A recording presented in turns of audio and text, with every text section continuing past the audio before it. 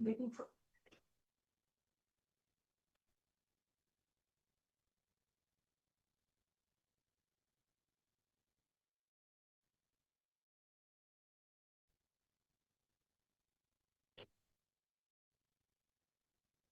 Hmm.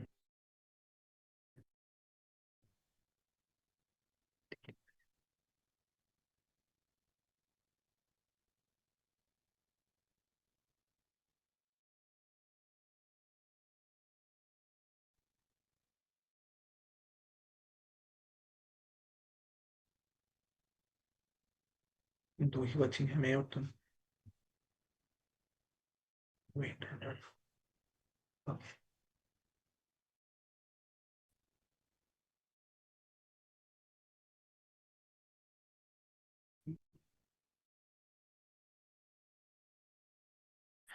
So, hello everyone. This is Dr. Shibasis here 54 of INI-CET opportunity to share along with all of you. And I hope I can give you meaningful contributions and help you to ace in NEET PG and upcoming INI-CET exams. So, I would like to keep this session a little interactive and ask you a few questions. And along with that, try to add on as much as I could at my level into these questions. And I would like to tell you one thing.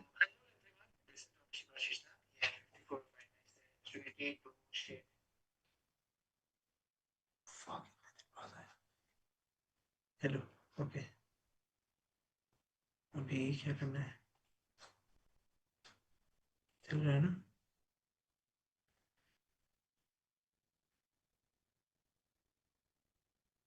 I just want to say that exams are not only about the question and the answers. Okay, in most of the cases, it is that although we know the fact, we don't know all the options out of them, and therefore we cannot answer the one, or we have to or we have to guess the options, and the most important part of it comes down to making educated guesses. So I would try like to teach you as much as possible about making better educated guesses in this context. Okay, so let's start with our first question in this GT, and I would like to say if you haven't yet given the GT, first give it on honestly and see wherever you stand. Do not panic if you have forgotten the facts or something. It is the most normal thing to forget everything, feel like you've forgotten everything that you studied the night before the exam or a week before the exam.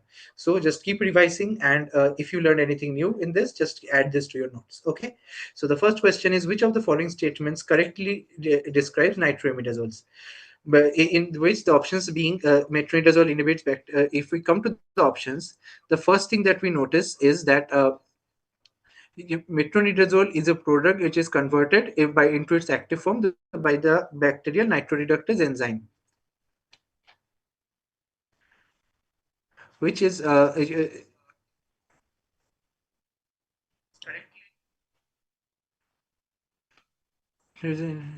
okay. So metronidazole inhibits DNA synthesis by interacting directly with DNA. We know that nitroimidazoles, from the name, we can understand, even if you do not know anything, that nitroimidazoles most likely interacts with DNA, which is again, and we know that nucleic acids and all are formed by nitrates, and imidazoles are, which is again a derivatives of yeah, in pyrimidines, purines, and everything. So now we can understand that metronidazole inhibits DNA synthesis by interacting directly with DNA is most likely a correct statement. Is a drug converted to its active form by the bacterial nitroreductase enzyme? Maybe I am doubtful about this. Secnidazole, we all know that whenever metronidazole is given for like 7 days or 14 days, secnidazole is given as one in one dose or two doses. So therefore, it must be a long acting and not the short acting. So three, we have to look for that three is not in the options. That is one, two, and four. And one, we decided that it was the right option. So most likely this is the right answer, option A. So if we move to the next slide, we'll see that yeah, we were correct. Option A is the right answer. And in the mechanism of action here in the it is well described that how it causes its action, and it inhibits PFOR enzyme, which causes DNA damage. So coming to the next question, Which of the following mechanisms is characteristic for albendazole or antihelminthic drugs? Again, this is a very typical question that is asked in almost all INI or NEET questions, in which a very common drug is taken, and then its mechanism of action is asked, which students are most likely not aware of. So, if we look at this again, we try to see that all three of these are usually interacting with something to do with neurological damage, like inhibition of acetylcholinesterase, activation of GABA receptor of nicotinic acetylcholine receptors. Only one is microtubule synthesis. Now, if I were to take a guess, I would go for microtubule synthesis, because although most of the other drugs have these mechanisms of action, microtubule synthesis is the albendazole and these classes of drugs usually uh, are responsible for blocking. So now, if we look at the mechanisms of action, other than microtubule synthesis, you can learn praziquantel, which is again a very important drug, which we use in all cestodes and trematodes, except of course echinococcus, and ivermectin, which we use for strongyloides and onchocerciasis. So you can learn the mechanism of action of these two drugs along with albendazole or benzimidazole, which is the most common drug used in this group. It is also the part of our deworming initiative done by the government on 10th of February and 10th of August, as you know. Coming to the third question, a 68-year-old comes to the ER with complaints of chest pain and radiating to his left arm for 30 minutes. He has a history of diabetes, and ECG shows a stable angina.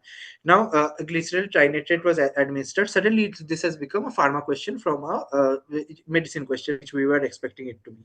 So now, when we know that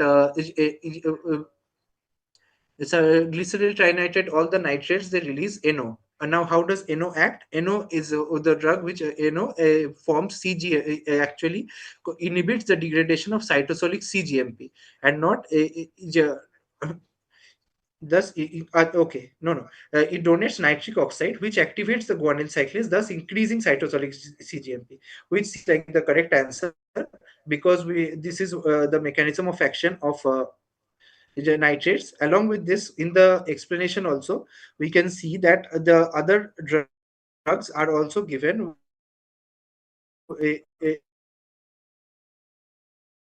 decided. We know hydralazine, which is used, also its side effect, which is very important, is drug induced lupus, as it is part of the ship drugs. Other than that, minoxidil, a very common drug that is used nowadays for hair loss. Other than that, we also need to remember these two things, that non-DHP channels such as nifedipine, non-DHP channels such as verapamil and diltiazem, these act on the heart and are used in angina, arrhythmia, to reduce the heart rate and all those things. Whereas the DHP channel types such as the nicardipine, nifedipine, felodipine, these are used in hypertension, angina. With these act blood vessels. Also, nitrates, we need to remember, they act on the act as venous dilators, whereas nicorandil, which has the name it is a calcium anode donor plus ATP sensitive potassium channel opener, is acts on both of these. Now, coming to another question, a 45-year-old patient presents with episodes of sudden jerking movement in his arms and legs, and has been prescribed an anti-epileptic drug. Which of the following acts by blocking sodium channels? Again, in this case, we only need to know the mechanism of action and not which epilepsy this is. But although from the history we can infer this looks like a focal seizure, but in this case, sodium channel, again, the most common sodium channel blocker is for phenytoin, which is used very commonly. So in this, we from phenytoin blocks the here the mechanism of the epileptic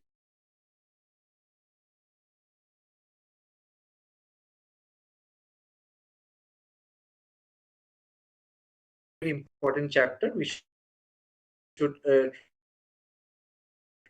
all be aware of.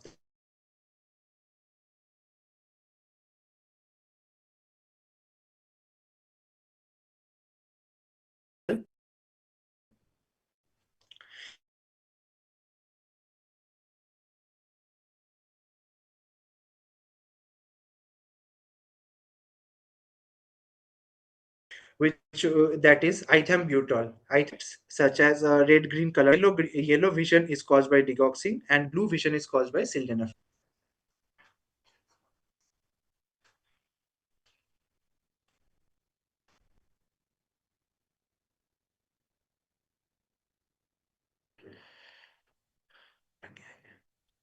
Okay, so coming to question number 6.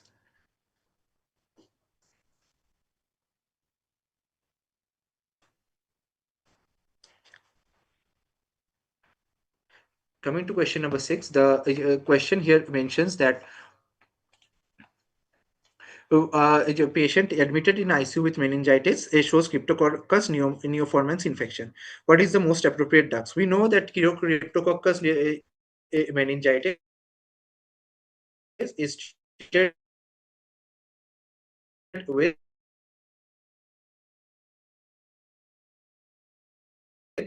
amphotericin B plus flucytosine. For the treatment of the use of other drugs, also infections, whereas posaconazole is most commonly used for mucormycosis infections. As amphotericin B, as we know, is used for any cases where there is a very serious infection has happened from any other fungal infections. So here we can see their side effects and their mechanism of action. This is very important to remember. Amphotericin B usually forms micropores in the ergosterol membrane, and as a result, the ones which cause nuclear damage, they have a synergistic action along with amphotericin B, which helps in them entering the cells. So coming to the next question, question number 7. Which of the following is not included in the global hunger index? In this question again, let us see: child mortality rate, child undernutrition, and food availability can all are all included within the global hunger index, and infant mortality rate, which is included in PQLI, is not included in global hunger index. So here we can see the image.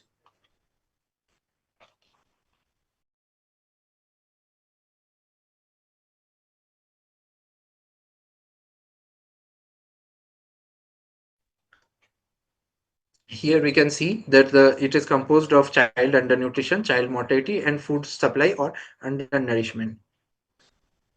Here we also need to remember that if India comes under serious level of hunger as per the global hunger index. Next, for which of the following diseases mass prophylaxis is given rather than mass treatment? So we can understand that in mass prophylaxis usually means that we usually, for cholera, it is given as mass prophylaxis treatment, whereas for filariasis we usually give mass treatment as long as it's not a as long it becomes a community problem. And in malaria also mass drug and onchocerciasis, mass drug treatments are given, which is again explained in the given explanation how what is mass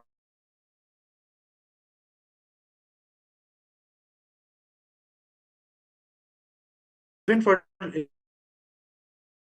lymphatic filariasis. In antifilarial drug,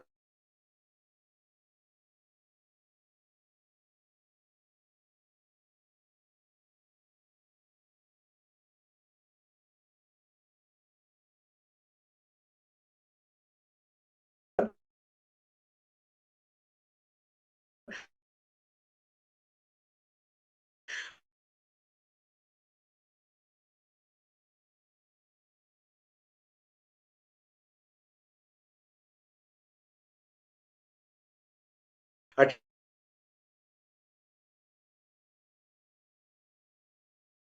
triple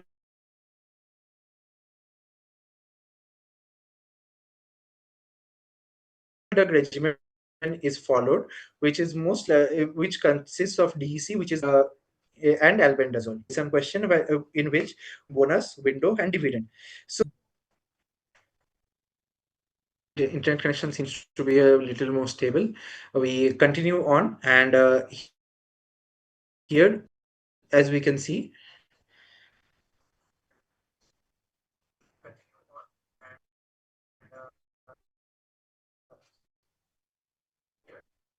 burden. Basically, this means the 15 to 40 any country is the part that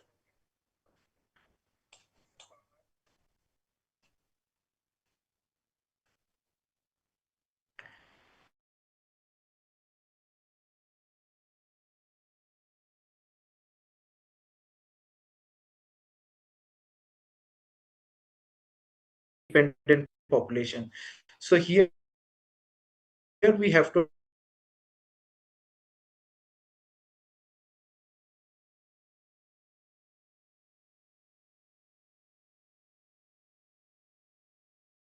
understand that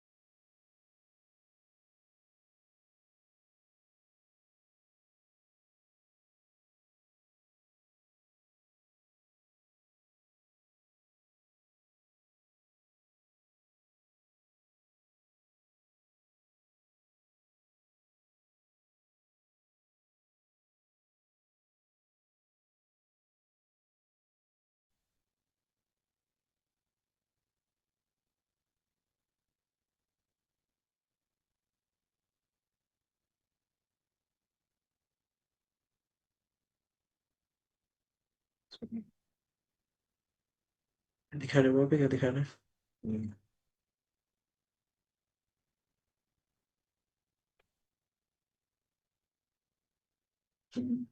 हाँ हाँ गया है ना? Okay. So, here, as it is explained, demographic burden means that the working dependent population is more than the economical productive or working population.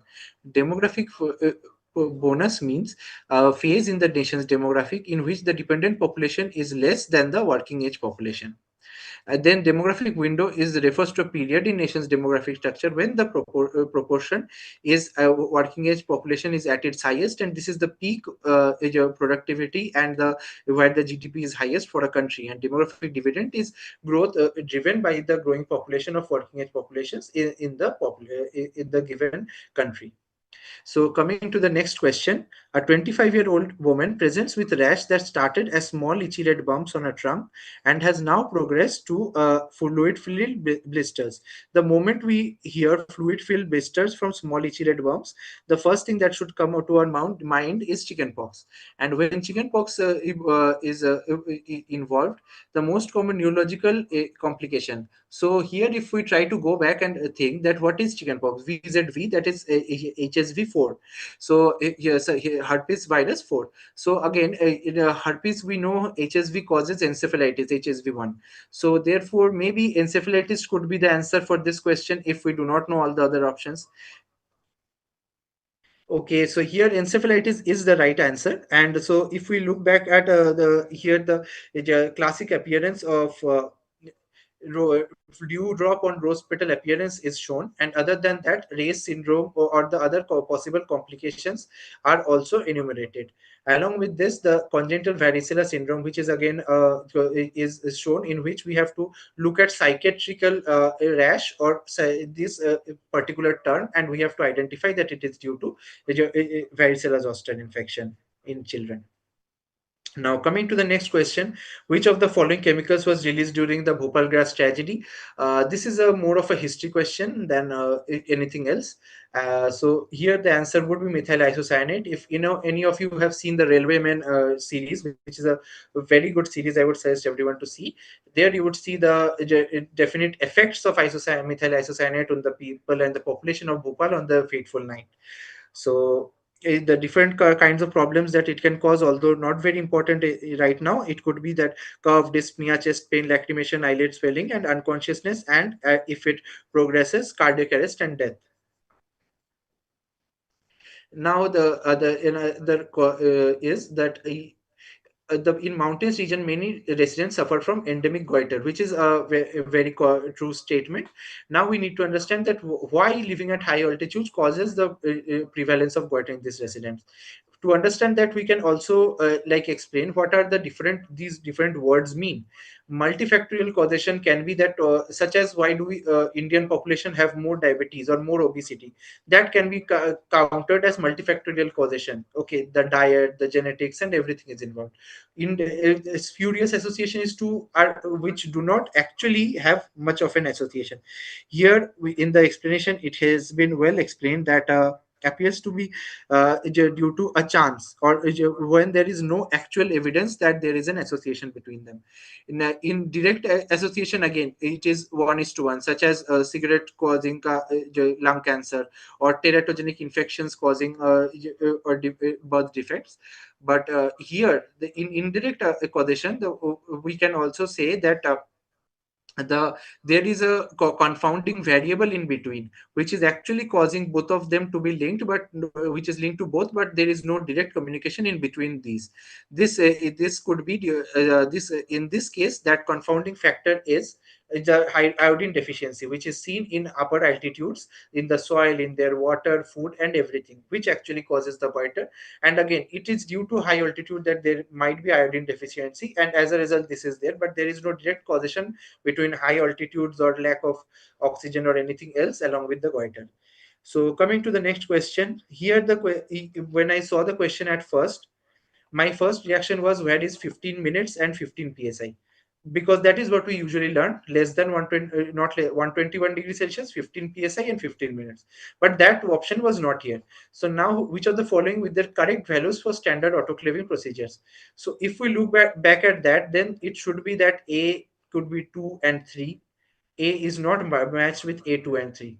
So then we can look up to the next one. So we can A can be 2 and 2, which is the least amount of time that is given over here.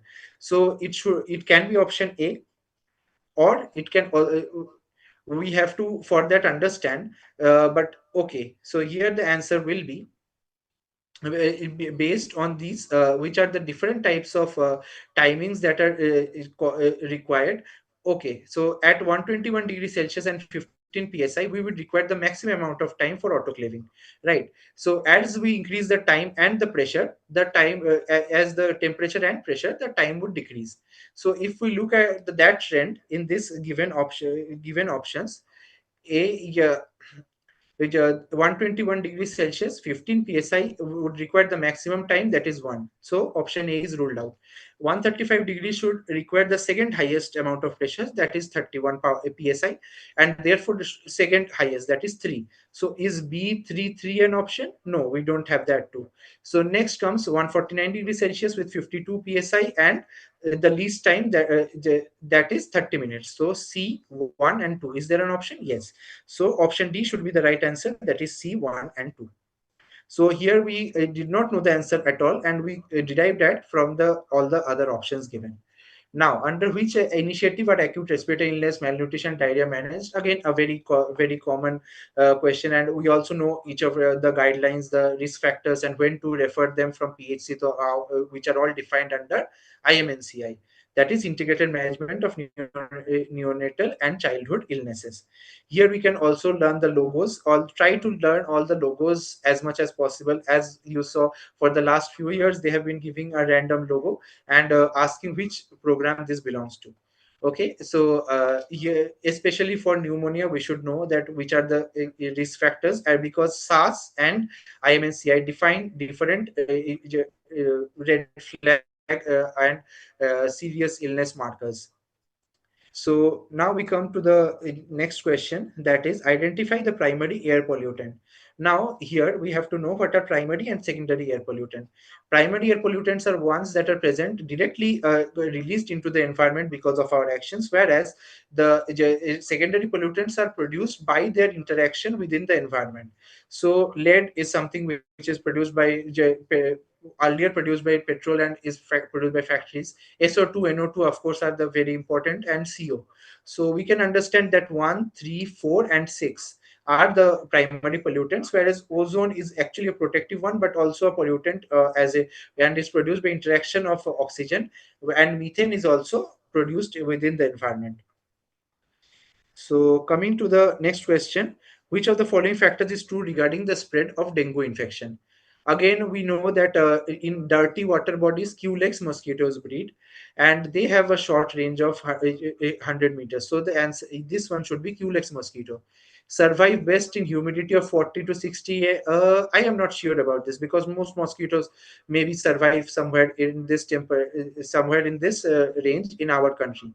So let's look at the other cases. Dengue cases among children report a more severe infection than the adult population. This is something that is known as endemic infections.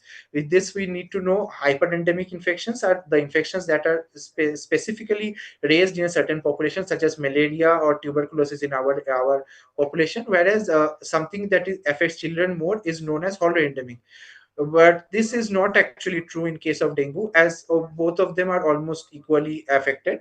So the last one that we see is actually a very important thing to know. Aedes aegypti are discordant feeders. That is, they are very afraid in a certain sense.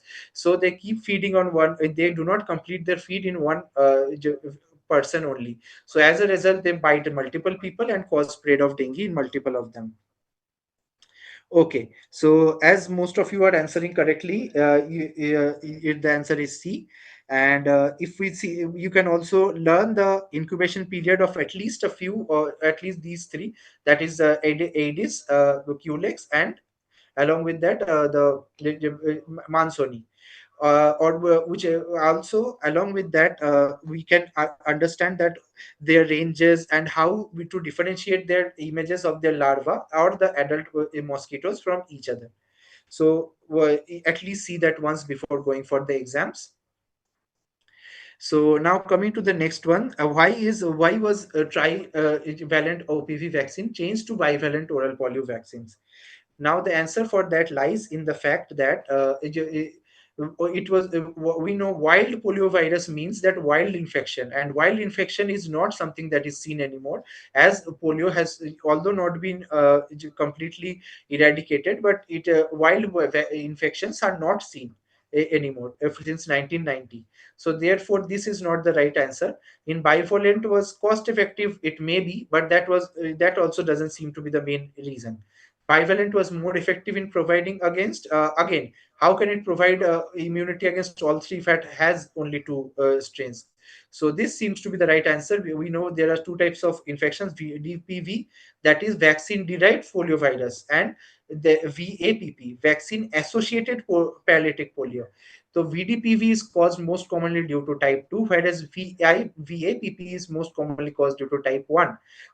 So therefore, VDPV cases were increasing at a high rate due to and therefore the type 2 was removed. Type 2 polio was removed from the vaccine, and bivalent was introduced on 25th of April 2016, which was known as the switch day. Okay, it's not written here. Anyway, so during a food festival, again, what kind of infection is there? Does food poisoning seem to be? Oh, this is a single point epidemic with sporadic cases. Okay, so now from the definition of the question, we see that this looks like attack rate. Case fatality rate is something in which the number of people who are dying from a certain infection. Secondary attack rate is from when the number of people who are being affected from the primary population, which was seen in COVID or anything which spreads a lot, the secondary attack rate would be high.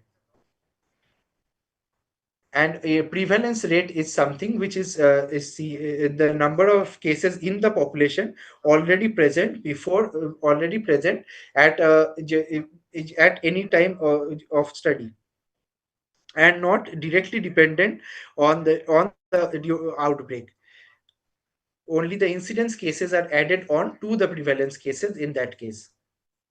Okay, so now again, the type of visual impairment with the correct corresponding visual acuity. So in this case, we can understand one thing, that we need to remember a mnemonic LESMA. If we look at that, low vision, economic blindness, social blindness, and all these come in a certain order. So now we just have to arrange this in the order of their severity from this side. So we can see that visual acuity less than 3 by 60 to 1 by 60 is the least. So this must be the, or 6 by 60 to 3 by 60 is the least severe. So 1 must be D. So with that only I think we got our we could get our answer or something. Whichever we have to see is the most less severe. Just do that if you don't know anything else. Low vision is 6 by 60, 18 to 6 by 60, which is the most less severe. So one should be C. Okay, two options. Now economic blindness, next comes 3 by 60 to 1 by 60. So 2 has to be D. 6 by 60 to 3 by 60. Okay, 2 is D and 3 is A, and 4 is E, and 5 is B. So again, even if you don't know the answer, just see the definitions and see whichever one seems like the most appropriately arranged according to their severity. Here we also can we have to know the different words for each of these visions. Other than low vision and economic blindness and social blindness, these have other terms which are often used in questions. So try to remember them. And absolute blindness you would never so as we progress down the order, we can see which one is O. And always remember, this is in the better eye with best possible correction. So if in the question suddenly they say without spectacles or something, or a cataract patient who has not undergone surgery, those should not be the criteria for measuring this. This should be better eye with best possible correction. Now, coming to the next question, gynecology team of infertility decides to assess the anatomy of a reproductive tract and look for adhesion or blocks. Again, this is suspected to endometriosis. We know the best investigation for endometriosis is laparohysteroscopy, and not only HSG alone or anything. So, because hysteroscopy sees it from the inside and laparoscopy sees it from the outside. If we only do laparoscopy, we'll only see the outside, and HSG will only see from the inside. Coming to the next question. During a routine prenatal visit at 28 weeks gestation, a pregnant woman complains of persistent fatigue and shortness of breath. Oral iron therapy is initiated. All of the following are positive responses except. Now, in most cases, I try to, other than rather than actually directly going to the answer, I will try to see if, in case I didn't know what the answer would be, or in case I didn't know how to approach the question, how we would have done it. Because in NEET PG or the exams that you are actually going to give, the questions maybe the image points at a different diagnosis, or the question points at a different diagnosis and option. So, having faced that dilemma in the exam hall myself, I usually feel that should be a better approach. And in INI and in NEET, usually try to think that dumb yourself down, you know all the answers, so think whichever way the options can be correct, even with knowing the least amount of information, and most likely you will be correct in doing that approach. Okay, so here again, as we try to see normalization of hemoglobin levels in 6 to 8 weeks, yeah, that is the final sort of goal. Increase in hemoglobin levels 1 gram per dl, right? Rise in reticulate count, right? Significant decrease in ferritin levels within 1 week. We know even in the stages of anemia, the first stage was a compensated stage in which the ferritin levels or the storage actually compensates, and there is no anemia is seen. So again, when the anemia is treated, that it should be the last stage that is corrected, as the stores will be fulfilled only after everything else has been done. So it will not be within 1 week, and will actually be at a much later time frame. So here also we have they have mentioned that which are the ones that is given. Ferrous sulfate, just have to remember, is the most commonly given, and ferrous carboxymaltose was the most safest one. Okay, coming to the next question, which is that the female with 30 to 32nd week of gestation presents with increased urinary frequency. So, what do you think is the cause for most likely responsible for a symptom? Again, we know that progesterone actually decreases the tone of almost all organs, and therefore this cannot be the option. Increased renal blood flow seems right. Again, GFR should be increased as increased blood flow is there, and bladder capacity, yes, it is decreased, but at a much later phase, and that is not the reason for increased urine frequency. There is more increased urine production due to increased renal blood flow, and therefore much better creatine clearance and kidney functioning during pregnancy. Here the different changes in kidney, ureter, and bladder are enumerated, which you can see once. So coming to the next question, in RH isoimmunization, here the question is actually quite direct, that it says how to analyze the bilirubin levels in amniotic fluid. We know amniotic fluid can be taken out only by one way, and that is amniocentesis. So the question directly tells you that bilirubin levels have to be measured by amniocentesis by this analysis. USG monitoring is done for the Doppler or rather the Doppler parameters are usually done. USG monitoring is no it means it has no role much role. Doppler ultrasound usually is done at every 4 to 4 weeks, and then if there is anemia or some anemia, then at 2 weeks, and then fetal blood sampling is the last stage before we decide on giving intrauterine blood transfusion through via chordocentesis. Now, coming to the next question, that which of the to assess fetal lung maturity, amniotic fluid is stained by 0.1% Nile blue sulfate. What is the proportion of fetal epithelial cells which should stain orange? That is the most important part. Although the dye is Nile blue, orange ones indicate a mature lung. So the answer should be greater than 50%. Do not get confused if another option was given which is less than 50%, because you have to remember Nile blue sulfate makes orange cells, which are the mature lung cells with surfactant. So coming to the next question, in prior solid organ again, this question has so many clues for us. History of chronic sun exposure, one clue. Solid organ transplant on immunosuppressive therapy, another very common clue. And all of these are very typical questions for okay. And there is no pain or bleeding from the lesion. All of these usually point towards squamous cell carcinoma. For squamous cell carcinoma, again, HPV 16 and 18 are usually, especially in genital lesions, are the most common cause. We know in anal cancer or vaginal vulval cancer, all of these you will learn as you learn in gynae, and occasionally it may undergo spontaneous partial resolution. And as a result, we can understand that this is not that much of an invasive or damaging malignancy. Therefore, high potential of invasive malignancy becomes the wrong answer. Now, coming to the, you can also in derma, we can remember parakeratosis, acanthosis, and are usually present, and all these are the pathological findings in squamous cell cancer. Which is the most important thing? Keratin pearls. Okay, so now we come to the next question. A 32-year-old woman who has recently delivered a healthy baby it presents to the emergency department symptoms of shortness of breath and fatigue. Okay, so here we can understand that systolic dysfunction, dilated left ventricle, along with the postpartum period, points directly at peripartum cardiomyopathy. Why not idiopathic dilated cardiomyopathy? Or these are usually would present before the pregnancy and would not have any connection directly in the postpartum period. Hypertensive heart failure, again, has no relation with the question, or viral myocarditis, no reason to believe that for without the history of fever or infections. So here again we have to remember another MCQ, that in the next pregnancy they are asked to, like, urged not to have a pregnancy or be under care, because the peripartum cardiomyopathy has a very high recurrence rate in the next pregnancy. So next question is regarding the bar body.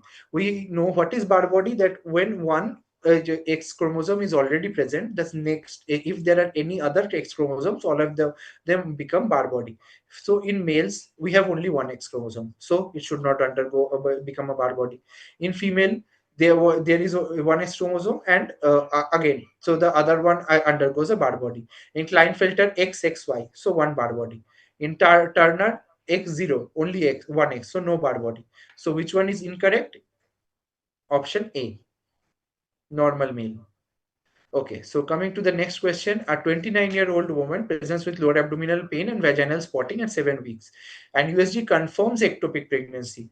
About progesterone is most accurate. Again, we know that we can estimate the progesterone levels as in intrauterine pregnancy, progesterone levels, HCG levels, all of them will be much higher, whereas in case of ectopic pregnancy they will be lower. So, which of the following options actually explains this for us? No, progesterone levels are typically higher in ectopic pregnancies is wrong. Low serum progesterone can help, yes. So option B seems like the right answer. High progesterone levels are definitive indicator. Not a definitive indicator, of course, and progesterone is used as first line treatment, not at all. So option B is our answer over here. Again, now the in 28-year-old primi gravida is in labor, delivery is delayed due to shoulder distortion, episiotomy is indicated. Again, in this, if you do not, if I was attempting and I didn't know the anatomy, the one thing that I would think is, imagine there are two types of episiotomy that we know. One goes directly behind, so posterior vaginal wall can be cut. Otherwise, we usually give them lateral episiotomy cut, in which levator ani will be cut. Most likely, the question is between bulbospongiosum and ischiocavernosus. Again, we know corpus cavernosum and cavernosus are muscles of our penis and are present in the penis. So, as a result, they must be very anterior structures, and there is no reason for them to be injured in a posterior posterolateral episiotomy. Therefore, the answer should be D, ischiocavernosus.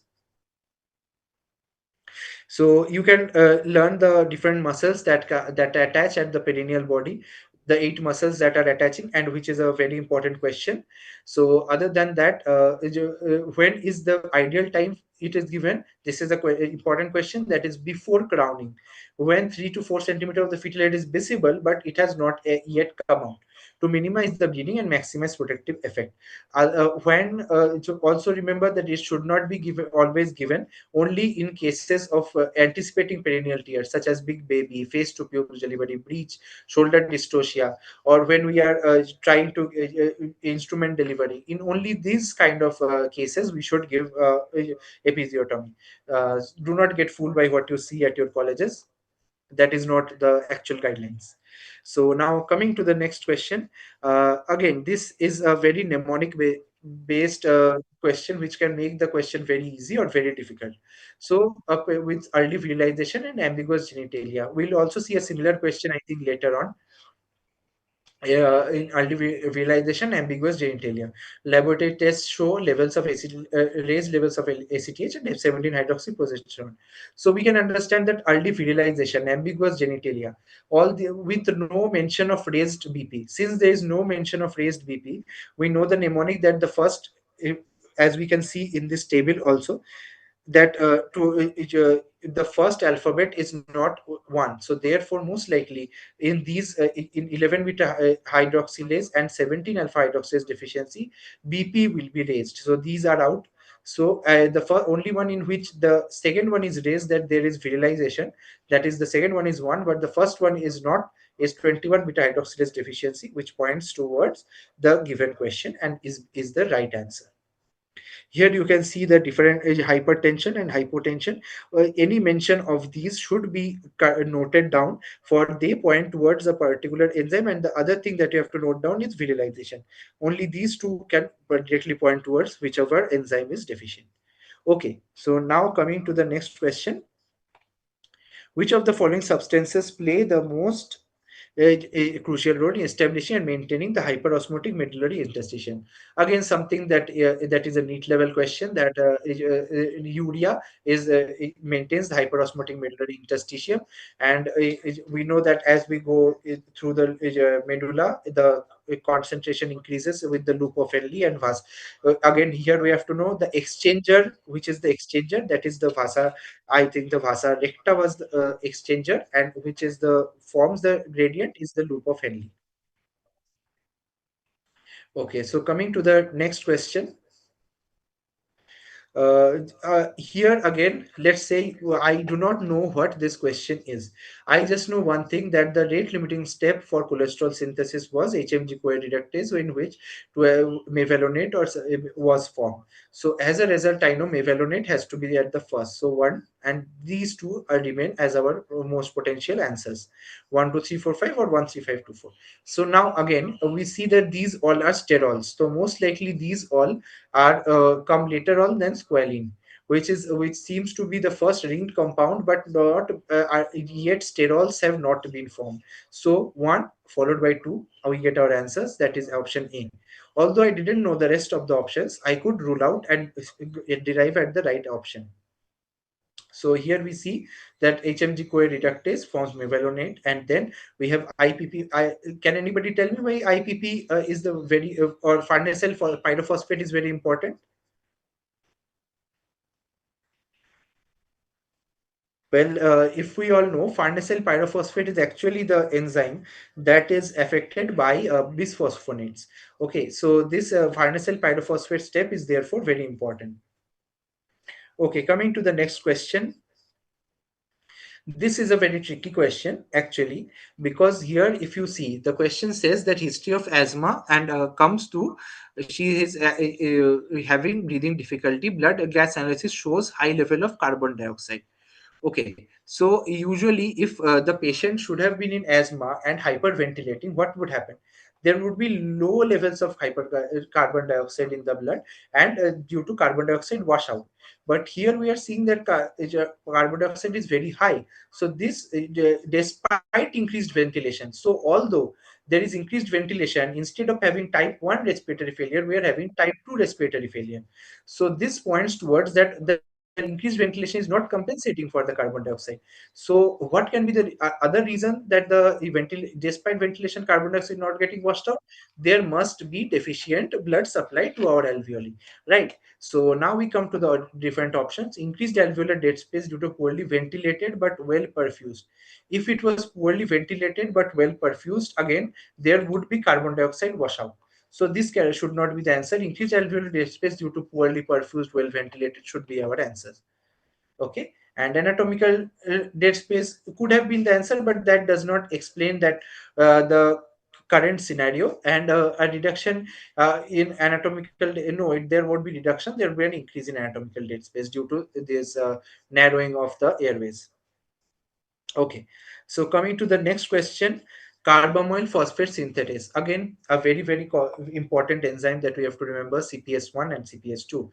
So this question actually summarizes completely the differences between CPS1 and CPS2. We just need to know CPS1 is involved in urea cycle, whereas CPS2 is involved in pyrimidine synthesis, which is a which is the true statement. And once you know that, rest of the options automatically fall into place. Without knowing the mitochondria or cytosol, we know that again CPS1 is increased by NAGs, that is, it is enhanced by NAG and not by activated by PRPP, but rather by NAG, because it produces the urea cycle. PRPP has no role in urea cycle. It should be in the pyrimidine synthesis cycle, right? So again, CPS1 is involved in urea cycle. CPS1 is located in cytosol mitochondria. That might be something that you forget, but try to remember that it's the other way around. And source of nitrogen for CPS1 is glutamine, whereas CPS2 is ammonia. Is wrong, because CPS1 forms urea cycle, so ammonia is the source for CPS1. You can read this table for further clarification. Then we come to the first line drug of choice for mild to moderate symptoms of Alzheimer disease. For a long time in Alzheimer disease, the best drug has been danpazil, and memantine is only added as an NMDA blocker in severe cases. If it is asked why it is the drug of choice, you can also remember due to its once daily dosing and favorable side effect profile. So coming to the next question, a 9-year-old girl is brought to the pediatrician for frequent forceful eye blinking and throat clearing. this sounds like tics, right? So, okay, so she was diagnosed and started on a ganglionic blocker to manage tics. Okay, I might not know which of the following ganglionic blocker he is given in tics, but I could understand that what would a ganglionic blocker do most likely? It would it would reduce as being a ganglionic blocker, it would reduce the innervation and cause reduce BP. But since the BP is reducing, heart rate would most likely increase for to compensate. So therefore bradycardia shouldn't be the right answer. Orthostatic hypotension should be. Urinary incontinence is not something that should be caused by ganglionic blocker. And again, increased salivation is parasympathetic and shouldn't be a cause here. So we can remember that mecamylamine is a ganglionic blocker used for managing tics, and the various organs with its effects have been given here.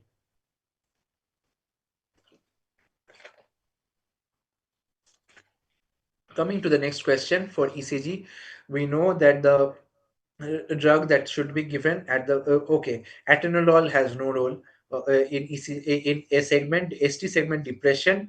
In the anteriors it points toward n stemi rather than stemi. So in n stemi again, nitroglycerin would only reduce the pain and all is given in only in angina. Once it has developed into MI, nitroglycerin would only give symptomatic treatment and not any other benefit to us. So first line drug should be aspirin, chewable aspirin, and after then we can add on other drugs along with it. Clopidogrel is a add-on drug and not the primary drug, that we have to remember. And you can also remember their how mechanisms of action.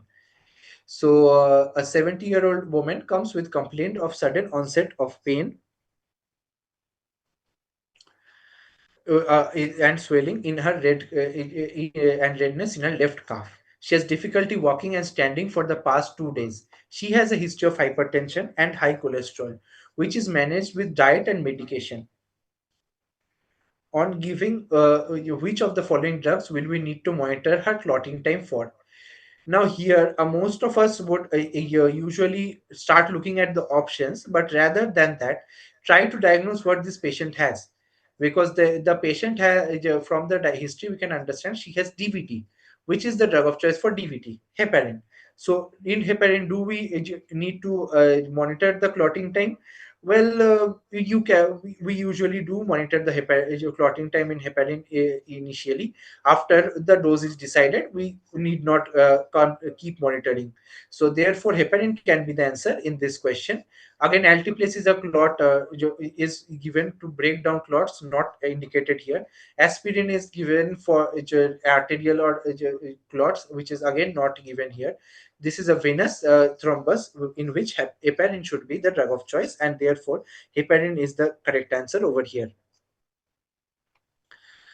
So coming to the next question, that 20-year-old HIV positive female who is on ART delivered has latent TB, has hepatitis B. Just remember, in our country, until and unless the patient is very, very sick, the answer to question whether the mother is should breastfeed or not remains that she can breastfeed the baby without any restriction. Only in case if the patient had a very high viral load for maybe for ART, and there was not on treatments greater than uh, say 1000 or 10,000 copies. In those cases it might be beneficial to not give breastfeed. Other than that, always breastfeed if breastfeeding is indicated, as it gives protection to the child. For prophylaxis, we can remember give nevirapine to the baby. In untreated TB, INH prophylaxis is given, and for hepatitis B infection, vaccine plus IVIG both are given to the baby. In case otherwise, he would have received, any normal baby would have received the vaccine only. Okay, and now coming to the next question, which of the following statements about amygdala is incorrect? Okay, so amygdala, I might not know what is the exact function. I just know that it is a part of the emotional control and circuit and all. So it must be that it controls emotions and motivations. So connected, it is connected with the prefrontal cortex and hippocampus. Again, this is pointing towards the same thing. Prefrontal cortex develops the working memory, true. So now this is the only option that seems like a odd one out. And again, we know that there usually Kluver-Bucy syndrome and other syndromes that we know, all of these, when these nuclei are affected, we usually have increased eating behavior, increased sexuality, and all those primitive kind of behavior. So here hypersexuality would have happened, and not just loss of sexual behavior.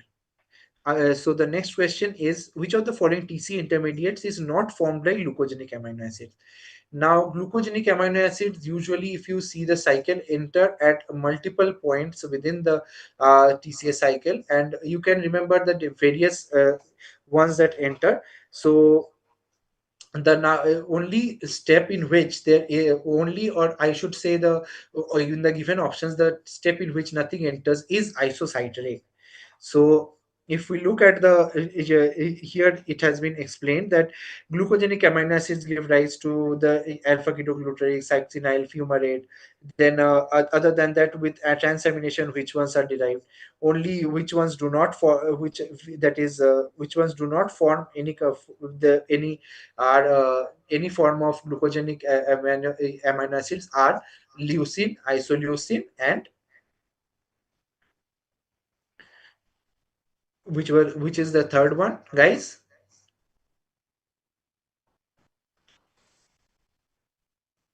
Okay, so as the if we have a lag, I'll let you all answer. So coming to the next question, a patient presents with hyperextensible skin and fragile blood vessels. Which glycosaminoglycan is found in the skin? Skin, derma, dermatan, sulfate. Heparin, glycosaminoglycan for coagulation. Hyaluronic acid is mostly chondroitin sulfate is present in joints and eyes and all, and hyaluronic acid, we all know, is connective tissues, tendons, synovial fluid, vitreous, humor, all of these places. We need to remember the other, we can remember the other functions, or there are other functions also, that cornea is kept transparent due to keratin sulfate. Then other than that, there is the lipoprotein lipase and all, they attract which of the following glycosaminoglycans? Okay, so this seems to be a very important part. And the diseases, that is Hunter's disease and Hurler's disease, where Hurler disease, we see that there is more severity, whereas the hunter needs to see, so he does not have corneal clouding. And so that is something you can use to rule out between these two, okay, them two. Okay, in this question, again, this is a very very easy pediatric, it's a pedigree chart. We see whenever there is a male, there is no diseases in the family. Whenever there is a female, everybody has the disease. A classic case of mitochondrial inheritance. Now, once we come to that diagnosis, MERRF and MELAS, both of them are still our differentials, because metachromatic leukodystrophy and adrenoleukodystrophy are not mitochondrially transferred. Now, we need to read the question. Recurrent episodes of acute neurological dysfunction, cognitive changes, muscular weakness. So here we see one thing, that there is acidosis with metabolic acidosis. Once we see that, then the name lactic acidosis with stroke in MELAS makes sense, and so this should be the answer. For MRF, again, all the clinical symptoms are explained in the given chart, and therefore anybody who has given the GT, you sure we as we will review the answers and solutions, you will get to know more about the different diseases and more about the options, rather than actually only about the which one is the right answer and why.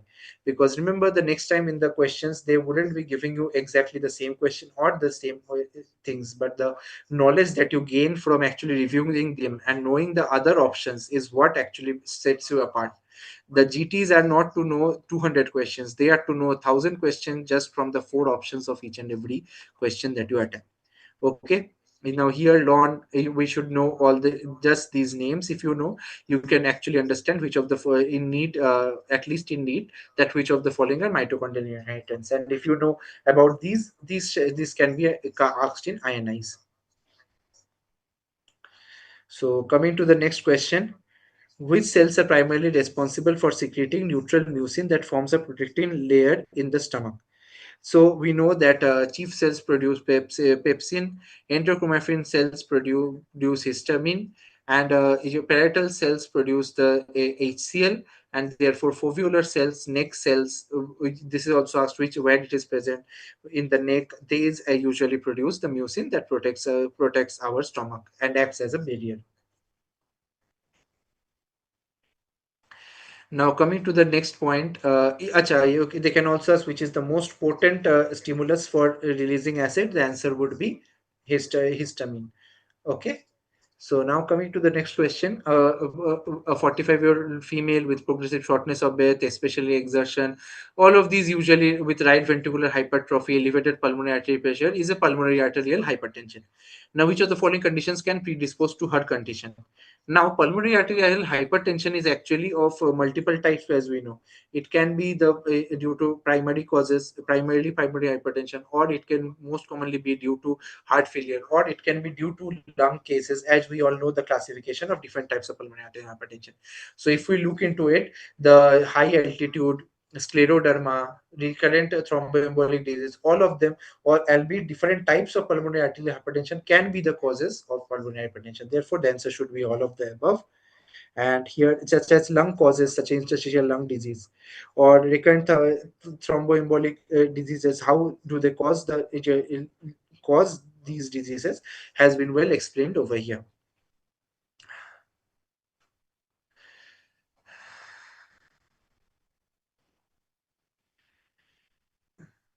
Now, coming to, we should also remember one thing, that in scleroderma, if they ask which is the most common cardiac condition, pulmonary arterial hypertension is the most common, which is also a separate MCQ.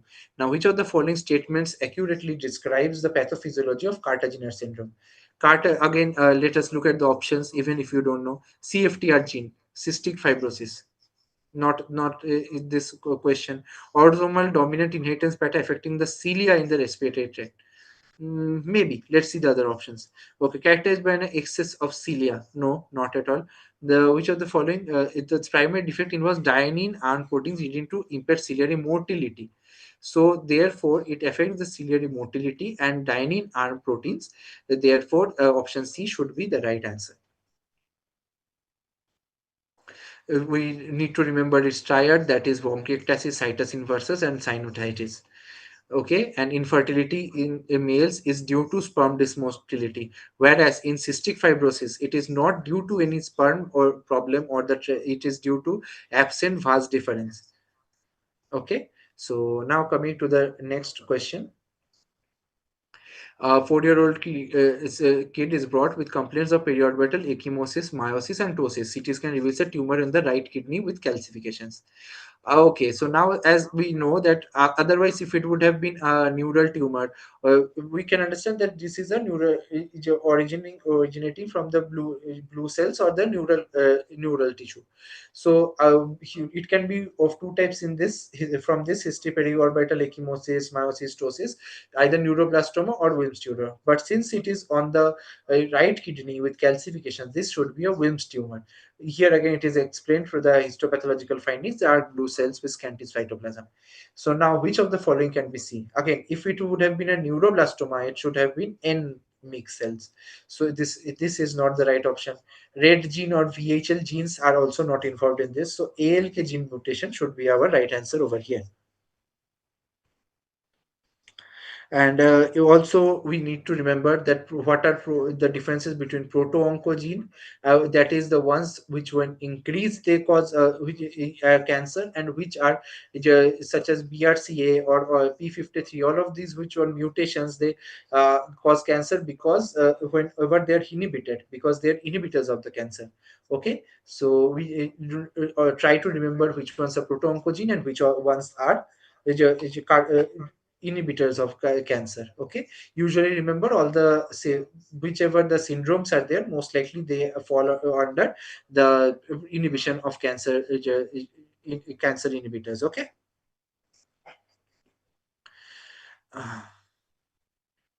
Which of the following statements is true regarding the squamous cell carcinoma of the cervix?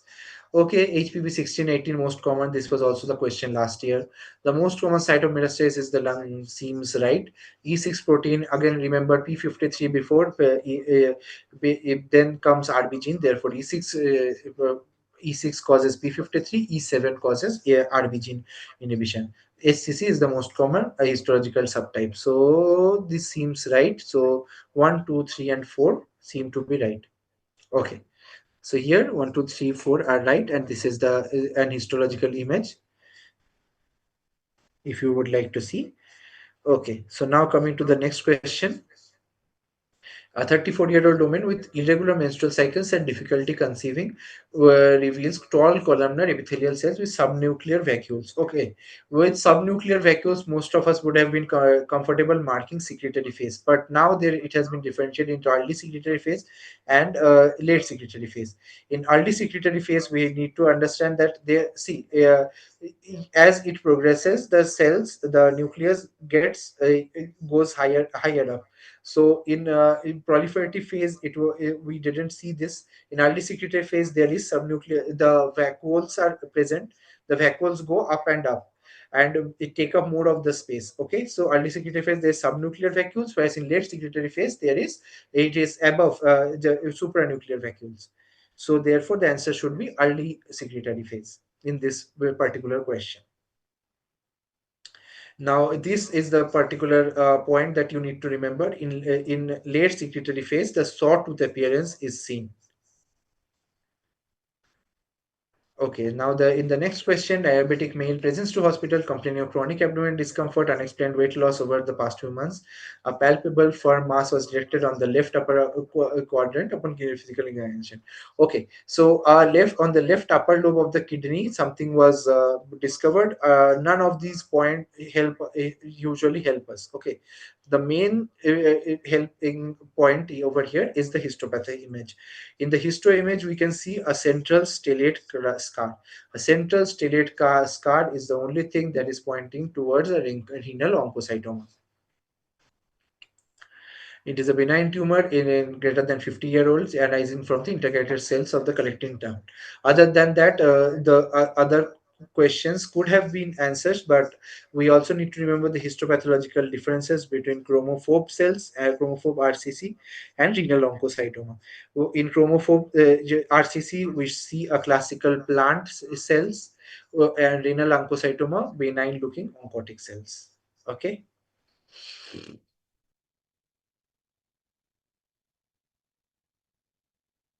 Now coming to the next question.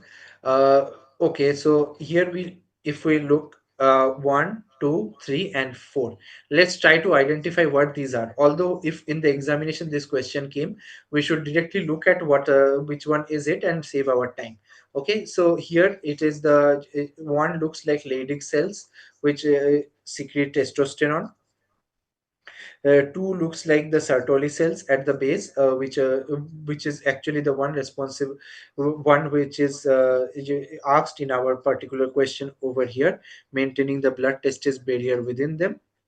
Now three, if we zoom in, it looks to be much higher up, and whereas 4 looks to be at the base of the tissue. So this should be the spermatogonium, and this should be the mature spermatozoa or spermatocyte. The spermatozoa will be formed only after it has matured enough later on. Okay, so now coming to the next question, frequent nosebleed, early bruising, all of these are okay. These point towards a bleeding disorder, but the main thing is relieve prolonged bleeding time. Bleeding time means a platelet problem. Clotting time means a clotting factor problem. Now, which is the only one? Elevated APTT and PT. Okay. Now, elevated APTT again means a clotting problem. So, which of the following factors can cause both a plateletic or a bleeding problem along with a clotting problem? That should be von Willebrand disease, because it is responsible for the functioning of factor 8. Therefore, elevated APTT is seen, whereas von Willebrand factor is irresponsible for the function of platelets, so bleeding time is increased. Bernard-Solier syndrome is known as due to large platelet syndrome, and DIC, everything will be destroyed. In hemophilia A or B, APTT alone will be affected. In ITP, bleeding time alone or platelets alone will be affected. So from these we can rule out the other options.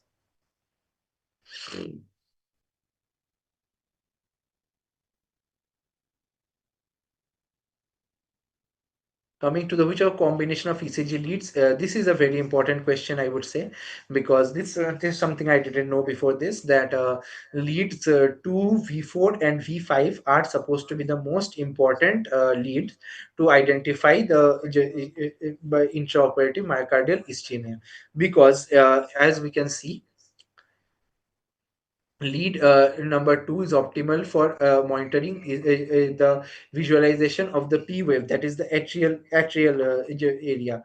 Then V5 is the most sensitive for left ventricular and lateral wall ischemia, whereas lead 4 V4 is particularly in front and therefore increases the sensitivity of anterior wall ischemia detection. During a routine surgical procedure requiring general anesthesia, and anesthesiologist is determining the appropriate dose of sevoflurane. So here we need to know that gender usually doesn't play much of a role in detecting MAC, but we can, even if we don't know, let us try to derive at this. Which factor is likely to decrease the MAC value of sevoflurane? We know opioids causes a sort of depression in the neural depression, so as a result, sevoflurane should be required much lesser with use of opioids, which should have a synergistic effect. Height, more MSC should be used, and thyroid status I also don't think has much of a effect in our MSC.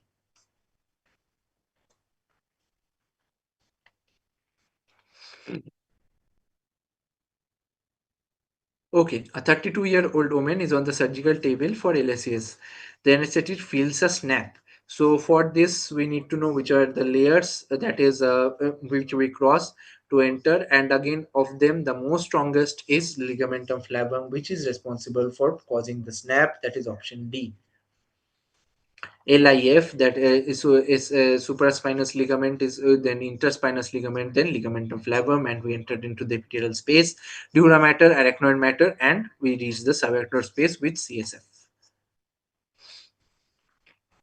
In the next question, a 30-year-old patient requires conscious sedation for dental procedure. Which of the following drugs is commonly preferred for inducing moderate sedation due to its favorable safety profile and effectiveness in achieving angiolysis? Okay, so maybe I don't know which of the following is given. But one thing that we can all agree is midazolam, we have heard, and midazolam we have seen in is given in pre-op preparations and everywhere. So this must be the drug which has a favorable safety profile and effectiveness in achieving angiolysis. Therefore, it is the most preferred drug, and we have heard of it above all of these drugs. So we would be correct in that case, because it is helpful in achieving angiolysis, sedation, and anterograde amnesia.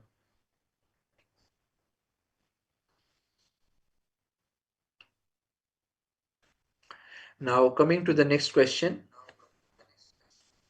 what is the mechanism of action of poison found in these seeds? Okay, so again, which is this strychnine nux vomica or strychnine poisoning? Now strychnine poisoning, we need to know it acts almost similar to the tetanus toxin, that is tetanospasmin. Only difference is tetanus acts in presynaptic and strychnine acts postsynaptically. Both of them tetanus blocks both GABA and glycine, and strychnine blocks maybe only GABA. But the main thing that is done is both of these cause the hyperactivity of anterior horn cells or spinal cord, is because of decrease in GABA or glycine, or both. So as a result, there is a spasm or an excessive muscle contraction, which we see as opisthotonus and all in all those formats. Okay, coming to the next question, a forensic pathology examines a body with the following finding. So, as we can see, these okay. Here we have also been marked which of the following we are to see. So these are look like hesitation cuts before a suicidal injury, which we might have seen unluckily in a lot of people or people's wrists, because the individuals experienced a moment of hesitation before the fatal injury is the mainly the reason that might be with us still. Okay, so coming to the next question, a 45-year-old man is brought to the psychiatric clinic. He claims that his wife has been replaced by an imposter. Here you have to only differentiate between two diagnoses, Capgras and Fregoli. Fregoli, we can remember friend Goli de Rai. That is the friend. He thinks anybody that is there is his friend, and he is wearing a mask of someone else and trying to fool him. So he sees everybody as his close ally.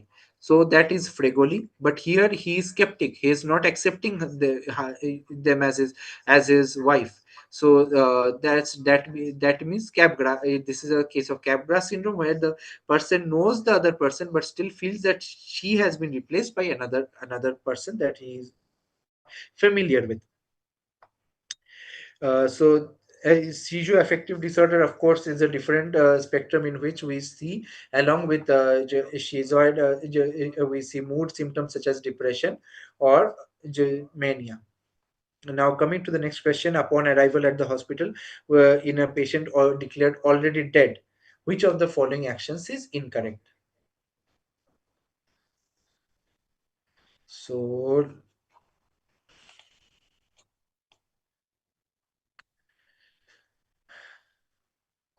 as long as it's loading.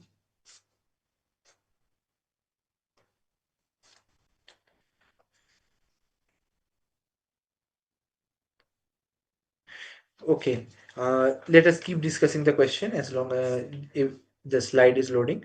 When a patient is already dead upon arrival, we usually have to understand that we do not know what the patient died of, what was his prior illnesses or anything. So in this case, this should be treated as an MLC case, and the police should be informed. Only death to form 2 should be sent, as we don't know 4A, 4B, 4C.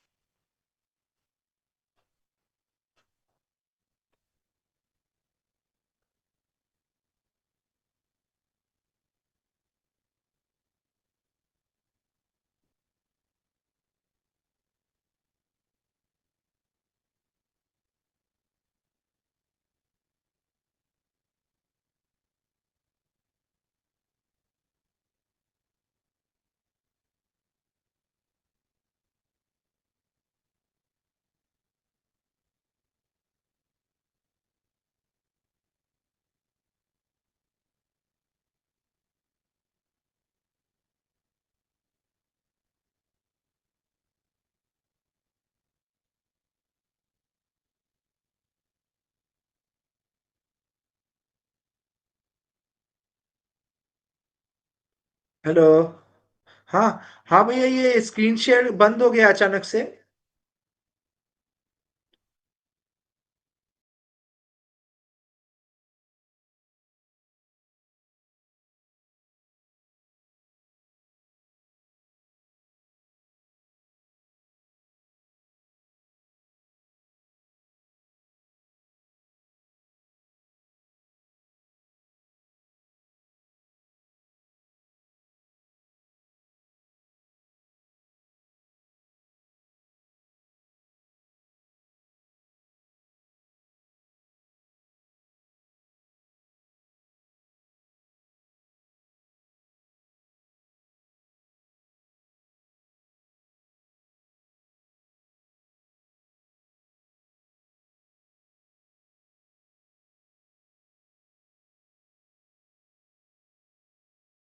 Okay, now that this is resolved, let's move on.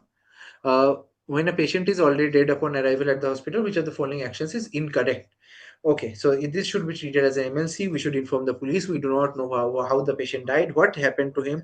A postmortem, again, it is an MLC, so postmortem can be necessary. Maybe there was foul play involved. Maybe the patient was okay, or if he was not receiving any prior treatment, we do not have any records. So we cannot fill out the form 4A, B, C, the causes of death and everything. So only death form 2 should be sent. So doctor fills out form 4A is wrong. Coming to the next question. A 30-year-old male is brought to the emergency department after experiencing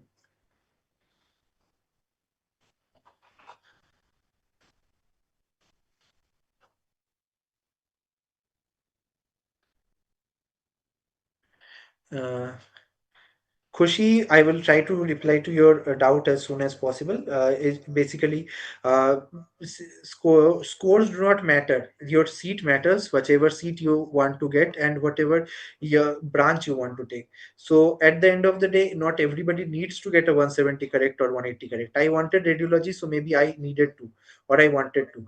But if in case someone has a certain quota, or if that person wants a surgical branch, they can get it at a much lesser rank, and maybe 140 or 130 correct is something that can easily get them the branch they want. So target the branch you want, target the college you want, and or the backup options that you want to keep, and only and then jump into the race.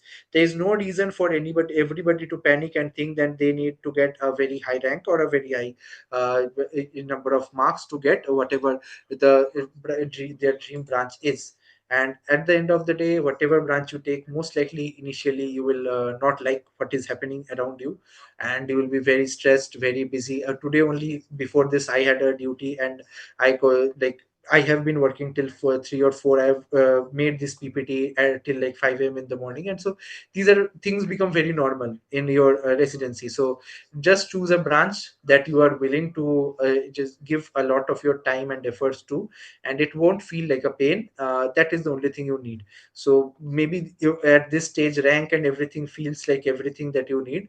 At this time of counseling, these things will change. Suddenly your college will become your priority. Maybe staying some, your friend is taking some college, some branch, some city that will become a priority. Maybe the branch that you wanted, you suddenly you will see that people who had all ready to take radiology had suddenly taken up nuclear medicine, as we saw in the last year's trend. So suddenly the dream that you have will change, or somebody unluckily might not get a certain branch. So always keep backups, and so do not run after the score. Just give it your best, and in the exam hall again, try to keep yourself calm. Think that the question is set for someone who is much much dumber than you. It is set for someone who has not studied as much as you, and that a person how would that person answer? And that is what every teacher says, to focus on your common sense and everything. And so coming back to the discussion here, let's see, experiencing severe anxiety, chest pain following cocaine abuse. So elevated blood pressure, which of the following is the most likely complication? A very easy question. Cardiac arrhythmia seems to be the right answer in this case. Okay, so now coming to the next question, respiratory depression we would have seen with opiates, and optic neuritis and atrophy also is something is seen with methyl alcohol. A patient is being examined by the surgeon and notices that the femoral pulse is not palpable. So again, for any pulse to be palpable, the most important thing is we have to push it against a certain bone. That is how you actually palpate each and every pulse. So you must have heard about vascular sign of Narak, which we see in posterior dislocation of hip. What is that basically the bone has moved away from us, and therefore we cannot palpate the femoral artery against it. So in any case, whenever fracture neck of femur, posterior dislocation or DDH, the femur is not at its position, we cannot palpate. So there we cannot hear the femoral pulse. But in anterior dislocation, we can easily palpate the bone. We can easily, rather, we would actually feel the pulse much, much more better than that. Okay, so that is the right answer over here. Tom Smith arthritis is known as osteomyelitis in infants, is also something to know. Okay, now 10-year-old girl presents with recurrent knee pain and multiple fractures from minor injuries. Examination shows normal sclera. Okay, so this is the point that actually differentiates everything. We know that type 4 is the type 4, type 1, type 2, type 3, type 4. So now to differentiate between them, we know normal sclera is seen only in type 4. Type 1, 2, 3, all of them will have blue sclera in some form, and of these the most lethal form is type 2, whereas type A is the mildest and the most common form. Okay, so these are defects of the collagen bone B bone, which so collagen 1, that is involved in osteogenesis imperfecta, and it is also present in the skull, causes the blue sclera and hearing loss. Now coming to next question, 40-year-old male presents with difficulty localizing sounds. The moment you hear this, you should understand two, three things that the side of the sound and localization, that is all done in the superior olivary complex.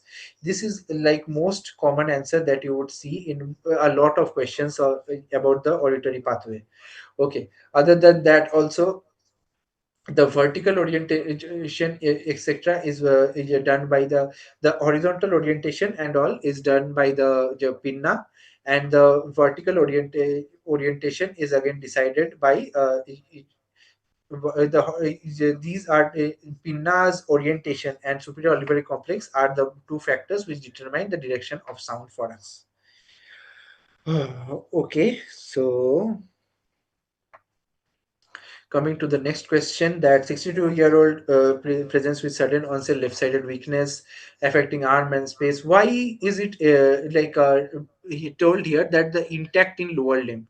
Why is it specified? Because lower limb usually points toward, as we know, that from the homunculus, that the part which is bending downwards into inward into the medial aspect of the brain is supplied by the ACA territory, and there the lower limb lies. So ACA is ruled out. Again, no visual loss or something is mentioned. PCA is gone. Basilar artery would again involve show the brainstem, midbrain, pons, and brainstem form of weaknesses, which is not shown over here. The MCA is the very easy answer over here. A 45-year-old male presents with complaints of progressively enlarged abdomen.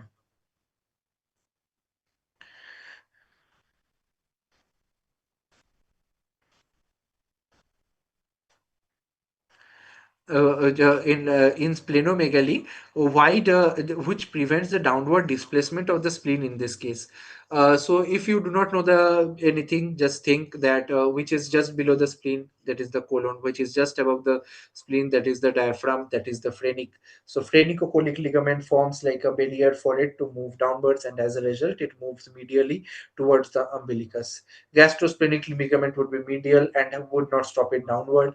Diaphragm is above it, and again splenorenal is posterior to it, so it can't stop it. Also with this week you can remember the what ligaments that are or muscles that stop the thyroid gland to move upwards, or the is upwards, that is you have to remember what is above the thyroid. Sternum is below it and hyoid is above it. So sternothyroid, sternohyoid, they prevent the upward displacement of thyroid, and as a result it falls downwards into the mediastinum on increasing in size. So after covering two other MCQs also along with it, we can progress forward. So which of the following statements of the autonomic innervation of the GI tract is correct? The vagus nerve provides parasympathetic innervation to the entire length of the gut seems wrong from this get-go. This does not supply the distal parts. We know the colorectum, sigmoid, or most part of the colon. It does not. It supplies the part over midgut and foregut. Okay, the pelvic splanchnic nerves supply sympathetic innervation. The parasympathetic supply originates from the sacral spinal cord. This is true. And the greater splanchnic nerve provides sympathetic innervation to the midgut. So, which of the following is correct comes down to option D, because parasympathetic or supply to the hindgut originates from the sacral. We know that craniosacral outflow is there for the parasympathetic supply. So therefore, most likely the hindgut's parasympathetic supply should come from the sacral spinal cord. Now they had interchanged the splanchnic nerves. Pelvic splanchnic nerves are parasympathetic. Pelvic parasympathetic splanchnic nerve are parasympathetic. As greater splanchnic are the sympathetic supply. We can just remember the name, that greatest splanchnic are sympathetic innervation of the foregut structures and not the midgut, which was given in the option. Okay, now coming to the next one, a 36-year-old male presented with a light lower quadrant. Imaging reveals no abnormalities in the appendix, yet patient experiences referred pain. So what this is the you have to understand the reason behind referred pain.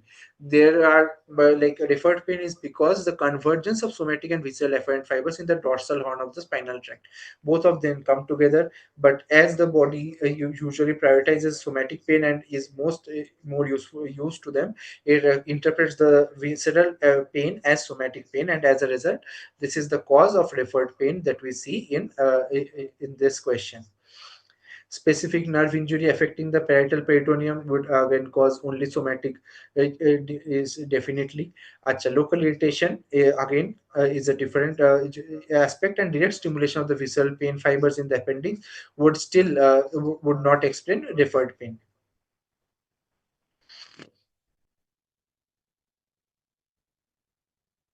Okay, so coming to the next question, which of the following spinal segments is located between the cervical enlargement of the spinal cord?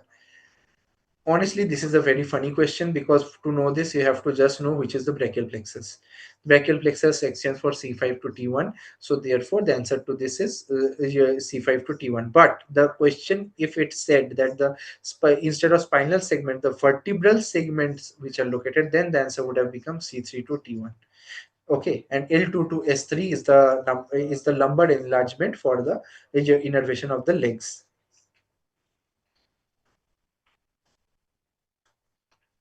Coming to the next question, history of CLD presenting with increased abdominal swelling, difficulty swallowing, hematemesis. On examination, he has a distended abdomen, and upon palpation, his spleen is enlarged. Which anatomical feature is primarily responsible for his hematemesis?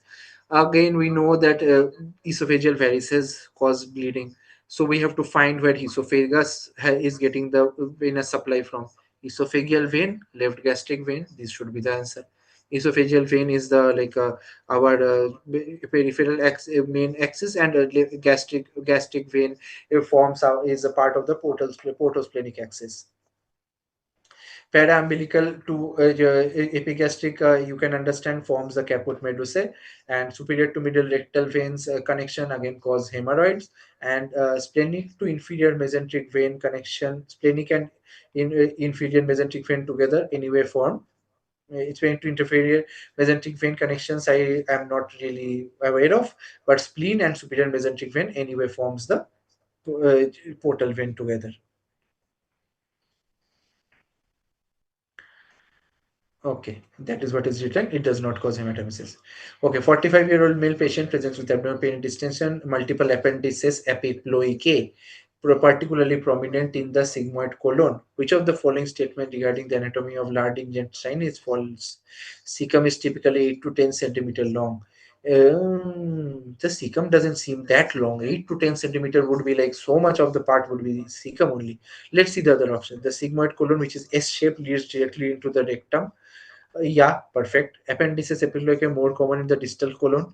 Okay, not really sure. Total length, this is correct. This is correct. The question comes down between these two. Of these two, I am much more doubtful that cecum is 8 to 10 centimeter long. Then I am doubtful whether this is in initial or distal, proximal or distal colon. So I'll go with option A, and which seems to be the right answer over here. Okay, you can study what the appendices epicloicae are. They are more common the distal colon and numerous on the sigmoid colon.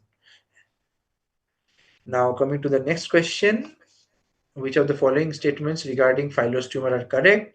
Tumors are of mixed connective tissue and epithelium. This seems to be true. They can be benign, borderline, and malignant. Yes, most likely they are benign in most cases, very rarely malignant. Discrete structures with cystic spaces are seen in USG. Excisional biopsy is the definitive diagnostic method. Okay, so 1, 2, 3, 4, all of them seem to be right over here. So yeah, Phyllo's tumor, all of them are right. So remember the treatment, because in most cases it is a benign, therefore local excision is done. Although however large it may be, excision is the local excision would be your answer, even if it involves the entire breast. Now coming to the next question, so they also remember Phyllo's tumor very rarely has lymph node metastasis, just for this reason. A 60-year-old male with long-standing history of duodenal ulcer on treatment with PPI. So, duodenal ulcer he already had, sudden severe gastric pain, rebound tenderness, signs of peritonitis, air under diaphragm, sign of perforation. Based on the history, what is the complication? Of course, perforated duodenal ulcer. Perforated duodenal ulcer, if it follows along the right paracolic gutter, it can also mimic mimic appendicitis, and which is known as Valentino sign, I think. Now, coming to the next question, the colon plays a significant role in production of short chain fatty acids. Absolutely. Fermentation by gut bacteria in colon produces short chain bacteria, and they serve as metabolic fuel for colon cells. This seems quite straightforward that both answer and reason are true, and the reason is correct for the explanation of the assertion. Okay, coming to the next question. Yes, acha, protection and immunity. We have to remember that the colon provides a barrier against pathogens to the mucus, epithelial tight junction, and immune cells. And in case there is an alteration of this gut microbiome and the gut bacteria, that is one of the primary causes that is supposed to be for IBD. Now, 65-year-old male, imaging shows multiple jejunal diverticula due to increased interluminal pressure. What is the most likely etiology of this diverticula? I was really confused what this question is asking, and but then we can understand from the options we have to see. So protrusion of the entire intestinal wall layers is wrong. This is a pseudo diverticular. So all the layers will not go out. So only certain layers will go out. Acquired origin due to the smooth muscle motor function. Let's see. Congenital origin, no, this was not congenital for this patient. And remnant of omphallomesenteric duct is basically means because diverticulum, which is also not the answer. So therefore, the answer should be option B.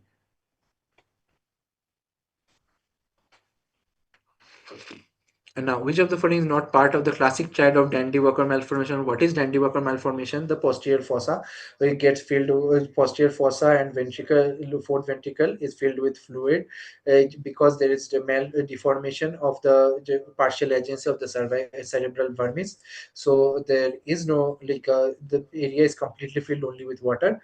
So there is cystic dilation of fourth ventricle and enlarged posterior fossa. But again, here the main differentiating factor is only the fourth ventricle is dilated or with filled with fluid, and no effect on the above lateral ventricles or the say third ventricle. So as a result, hydrocephalus is not present, so it is not a part of the triad. Similarly, if we have to say hydrocephalus, we have to always mention in our reports that the third ventricle is whether it is involved, or the fourth ventricle whether it is involved. So if it is not involved, then it can be obstructive or non-obstructive hydrocephalus. Coming to a 62-year-old male undergoes emergent decompressive craniectomy for a large right hemispheric infarct with significant mass effect. Post surgery, he is comatose. 6 hours later, pinpoint pupil, irregular breathing, shows midline shift. Resolution of the midline shift, but reveals new bilateral hyperdense lesions in the midbrain. Now, contrast extravasation would have happened just at that time. It wouldn't have happened after 6 hours or something. Okay, hemorrhagic transformation of the infarct, again, although it can happen suddenly, but over here the specific finding of hyperdense lesions in the midbrain, this is known as diurate hemorrhages. Okay, so diurate hemorrhages are small linear flame shaped hemorrhages, particularly midbrain and upper pons, stretching and tearing of perforating branches of the basilar artery. In case you didn't know what the answer was, you could still take a guess that the other options do not seem right, and this specific finding might be this word which you didn't know, that is diurate hemorrhages. Now coming to this one, doses of medical therapy, the systems are which of the following would not be considered an indication for surgery in a patient. From the history, we can understand that this is ulcerative colitis because starting from rectum, extending through the colon, no skip lesions are present. So if it is ulcerative colitis, then it can cause massive hemorrhage, right? Failure of maximum medical therapy we need.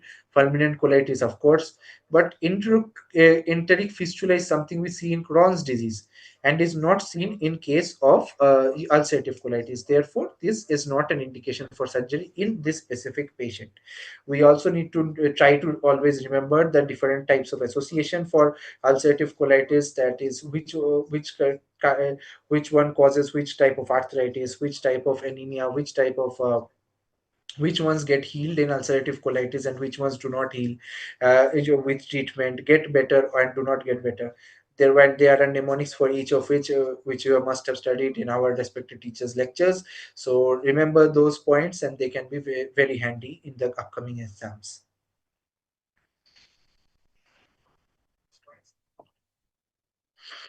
A 23-year-old competitive swimmer presents with progressive weakness and tingling in the right hand. There is a wasting of small muscles, and again, this is made very easy with this point, the sensei loss in the medial side of the hand and forearm. If it was not given, progressing on examination, they're wasting of the small muscles of hand only. Even if this was given, we know this is the deep branch of ulnar nerve is involved.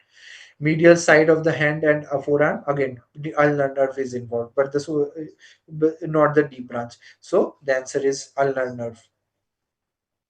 Radial nerve would have involved our posterior extensor compartment, whereas the median nerve would have involved the muscles of forearm and the thumb, which is also given in a question later on, which you have to remember. Okay, a 48-year-old male with small cell carcinoma of the lung presents with cyanosis of neck, face, epistaxis, headache, dizziness, and swelling. Okay, so this seems like SVC syndrome and compression from the small cell carcinoma of the lung, which is a very we know which is present. Chest X-ray reveals a widening of the superior mediastinum. What is the investigation of choice? What should be the investigation of choice? You know that for lung anything, the answer should be a CT scan or HRCT scan. Okay, as in through the HRCT we can we can diagnose where the lesions are or how many are there and everything and the extent. So, or for vascular invasion we need to do a CCT scan, and MRI or ultrasound are not the diagnosis of choice for mediastinal mass, and therefore CCT or HRCT is should be the appropriate option. Okay, so now we cannot measure the height in this child, and how will we do it?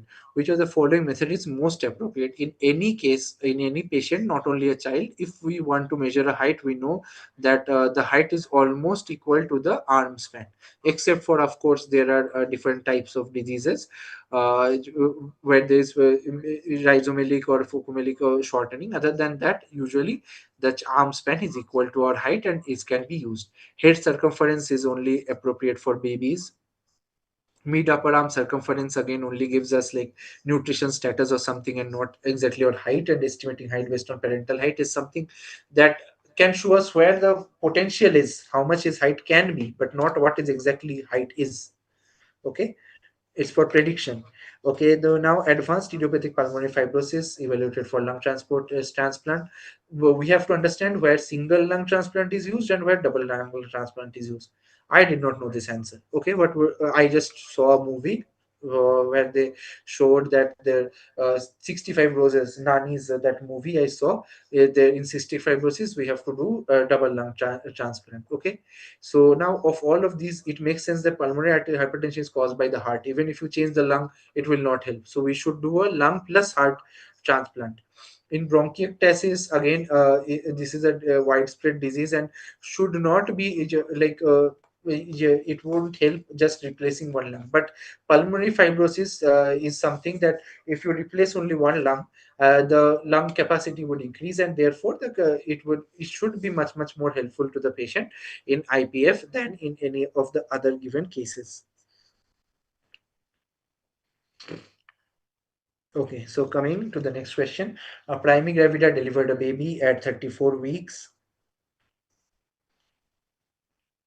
The baby was cynosed and grunting with a respiratory rate of 72 beats per minute. Which of the following scores can be used to used? So Silverman Anderson score or Down score. That is what we have to decide.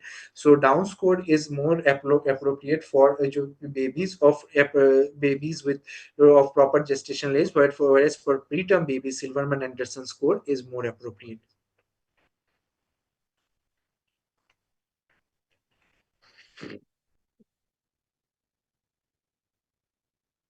Coming to the this okay, this is I even if I don't read the history, this is Koplik spot which is seen in measles. Again, cough coryza conjunctivitis is again something is for measles. Now, which of the following should be administered to the baby? All of us know vitamin A should be administered in measles patients, as it is essential. It causes deficiency of vitamin A and also acts as some part of the treatment. Now, zinc we would have given if we had seen ulcers around the orogenital area. Calcium, of course, vitamin D and calcium can be given if we saw the wrist space widening or something of a X-ray was given. In vitamin C, scurvy, perifollicular hemorrhages, or gum bleeds, if was mentioned, we would have given. Vitamin A also we know it can be given in AML M3, yeah, in the form of Athra, and also in case of measles. These are some uses of vitamin A as a treatment. Which of the following are NADA's minor criteria for congenital heart disease? We know major. If we know the major criteria, we can try to derive the minor criteria from it. So low BP seems right. Our systolic murmur less than grade 3 is right. Abnormal ECG, abnormal second heart sound. But low BP is not something that we usually assign to due to low BP can be due to the various reasons. Like it does not necessarily need to be due to a congenital heart disease. Therefore, this seems like we surely know that greater than systolic murmur grade 3 is major criteria. So it is there. Say ECG, abnormal ECG is there. Abnormal second heart sound is there. So low BP, the confusion should have been within like whether one is there or not. And in that case, we need to remember low BP was not in the minor criteria for congenital heart disease, and so option B should be the right answer. Any form of diastolic murmur, systolic murmur greater than grade 3, any form of cyanosis or CHF are major criteria, and systolic murmur less than grade 3, abnormal second heart sound, ECG, chest X-ray, and abnormal BP, which is usually increased BP, should be increased BP is seen are abnormal is abnormal findings in minor criteria of NADA's criteria. Okay, often like we know the answer, but at the time of the exam, at the time like maybe somebody has come to make a sign, put us a thumb or something, they are in your seating position matters a lot. So try to give some GTs in chaotic environments, okay? Because I remember one of my INIs, I couldn't do well because I was made to sit right in front of the where attendance and all was being done. So every time they used to somebody is going to the washroom, I am getting disturbed and something, they are constantly speaking among themselves, you are getting disturbed. So this kind of things happen. And also if others, anybody is watching this and haven't given GTs of other platforms, so I would always suggest give something from the PrepLadder, give some GTs from PrepLadder, give some GTs from anything else you can get, because as long as you see give a variety of questions, you face variety of your GTs, you would then start to understand how what is the psyche. If you stay limited to a particular teacher and only their questions, then most likely you will miss out on because those questions will not come, and your brain is not tuned to think differently. So this is a very good initiative that PrepLadder is actually sharing the questions over here for every one of you to see without even giving the GTs, but most likely you should give the GT and attempt this, and you will get to see such a variety and different types of important questions that you might have not seen before. Now, coming to this, in COVID-19 diagnosed with MISC, what is the recommended management to improve outcome? In MISC, we think we know methylprednisolone or steroid has to be given. Along with that, IVIG should help because this is in this IVIG alone should not be given. Steroid is, of course, we know the cornerstone of therapy. It was the therapy in COVID-19. Now, again, another question from 21 alpha hydroxylase or uh, adrenal insufficiencies. Okay, so 6 week old infant is brought to the emergency room, dehydration and shock. So from all these, we understand that the BP is less. BP is not high. So again, the first one should not be one. So for this option goes out. Now this has to be 21 alpha hydroxylase with, since it is dehydration and shock, with reveal severe electrolyte imbalances. All of these point towards this particular line written over here, that is salt wasting form. And we know 17 hydroxyprogesterone is used for screening for 21 alpha hydroxylase deficiency. Okay.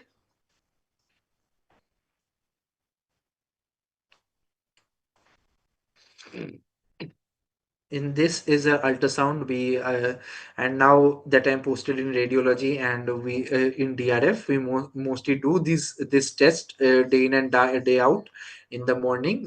So this is the VCUG, which is the diagnostic test for posterior urethral valve that you see over here. IVP is used for all the matlab, lot of other conditions to see the drainage from the kidney up to the bladder, but it is not beneficial beyond that. For VCUG is used for VORs. Right, just remember MCU is 3 letters, and therefore it is used for 2 words with 3 letters, VUR and PUV. For these, it is the diagnosis of choice, investigation of choice. And renal ultrasound, of course, this is not a renal issue, so renal ultrasound alone KUB cannot differentiate this. Attitude is used for anterior urethra, whereas posterior urethra is for better diagnosed on MCU. Now, for right-sided infective endocarditis, in this question, I would like to add a few extra points. As you learned, Staphylococcus aureus is the most common pathogen in right-sided infective endocarditis. True, because right side in IV drug abusers, as the blood goes through the skin flora, Staphylococcus aureus goes through, and right side is infected. The injecting particles, again, right side it will reach due to the SBC and IVC. Right side infective endocarditis has better prognosis, true, and right-sided, whereas right-sided infective endocarditis more commonly associated enterococci, not at all. Enterococci is more commonly seen in left-sided one. Okay. So if we try to see what is happening in this, I would also like to share some extra points with you. In infective endocarditis, can someone tell me if they know that during if the history says that it is post cystoscopy, then which one would you think? For post cystoscopy, we should think about we should think about enterococci. If it is from if it's colonoscopy, post colonoscopy, streptococcus galloliticus. If it is from bronchoscopy, if history, then there, it should be HASEC.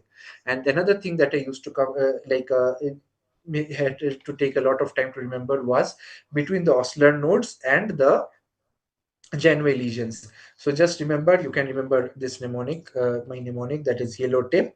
In this, you will remember that at the tip of the fingers we have painful immunological reactions, which is known as ossular nodes, and these are yellow in color. Whereas in the palm we see the rot spots, which are vascular lesions and painless. So coming to this question, which reveals the thrombus in the right coronary artery, which area is most likely to be affected by infarct? Right coronary artery, as we can see, it comes down, goes. It mainly supplies the anterior wall. Septal wall, we know, right coronary arteries, posterior interventricular branch supplies it, and for lateral wall, it will be again right. It can be the Okay, anterior wall will be supplied by uh, right coronary artery.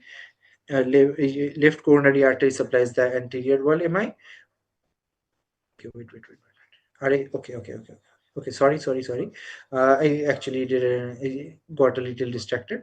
Thrombus in the right coronary artery, right side would travel this way, and therefore we know that inferior wall MIs are most more seen in right coronary artery infarcts. Inferior wall MI, which is seen into lead 2, 3, and AVF. Anterior wall would be supplied by LCA, whereas the LCX will supply the lateral one.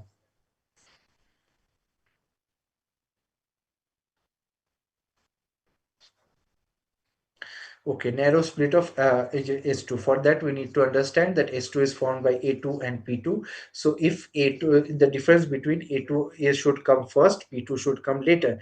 If P2 is delayed and in any form of regurgitation, if the fluid it keeps coming through that hole, we have to understand that if it keeps coming through that hole, goes through another hole, the blood volume is less and it closes quickly. Whereas in case of stenosis, it keeps going, and therefore it closes later. So in case of aortic stenosis, the blood will keep going and A will keep delaying, and we can see a narrow S2, or even a reverse or paradoxical split of S2 can be seen.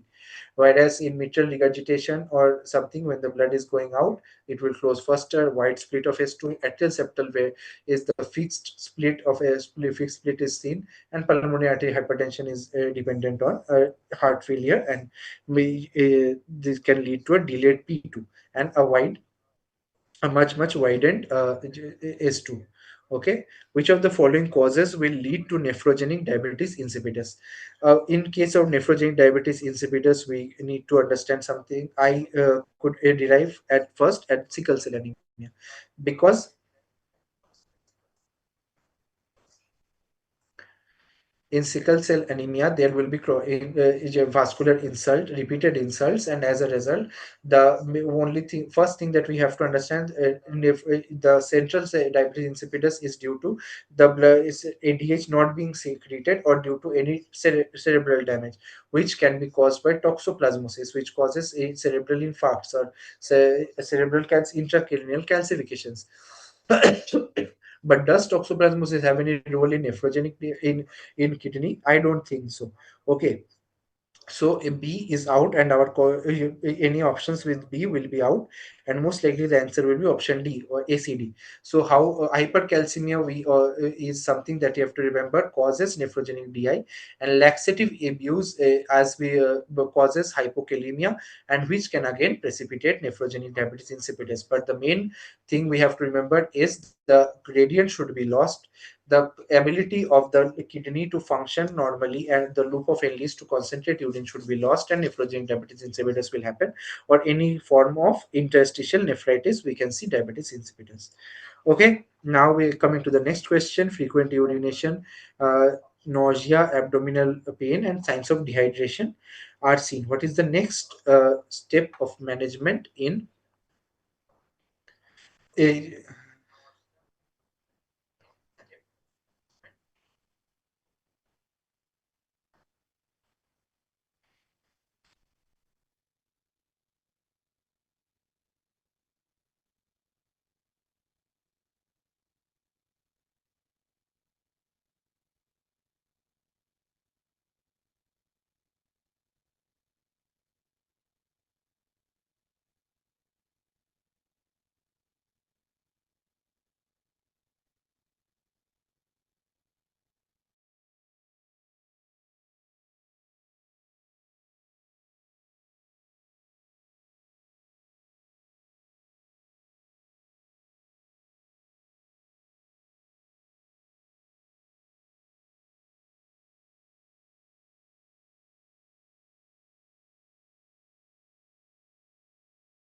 Okay, in type 1 diabetes, with diabetic is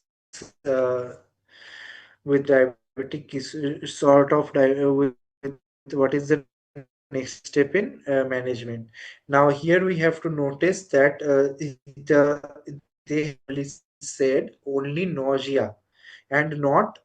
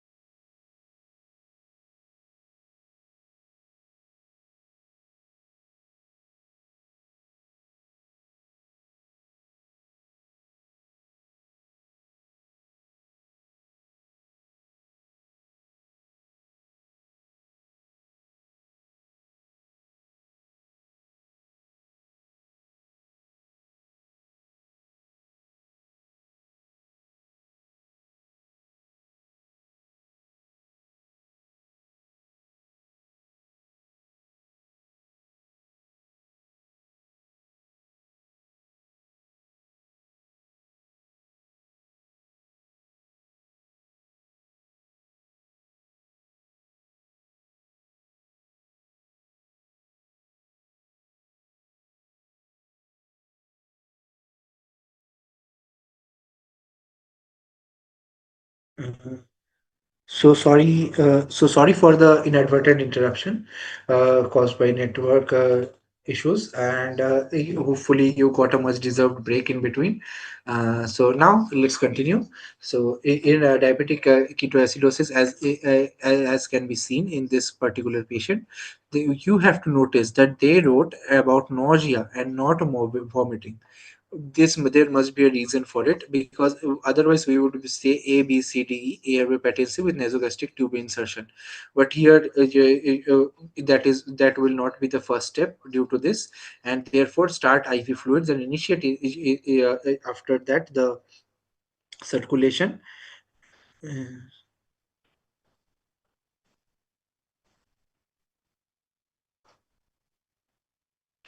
After that, so we start IV fluids and initiate insulin therapy is what is is given in the will be the next step. Okay, not indicated unless the patient is comatose or vomiting with risk of aspiration.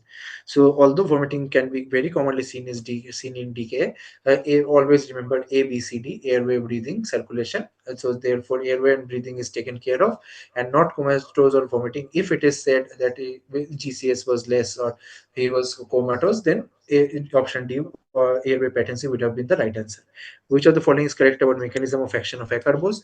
Acarbose, we know, is it decreases the carbohydrate absorption as it reduces its breakdown, so inhibits alpha glucosidase in intestinal blood border cells, and therefore its main side effect is flatulence, and it is contraindicated in patients with IBD. Increased glucose from pancreatic beta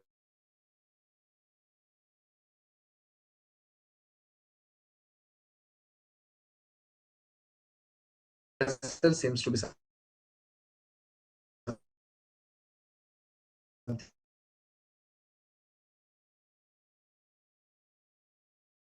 that glutens will do, or we can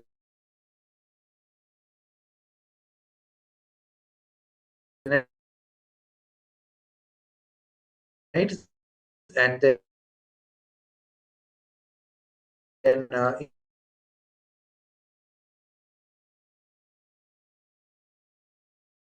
increase glucose uptake in peripheral tissues is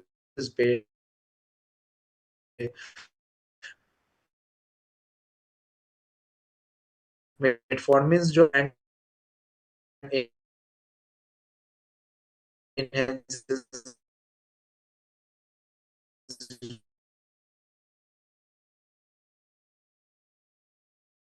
insulin in peripheral,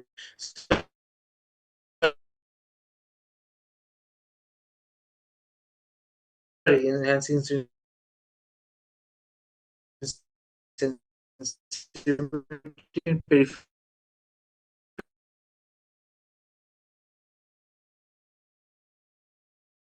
tissues is something that is done by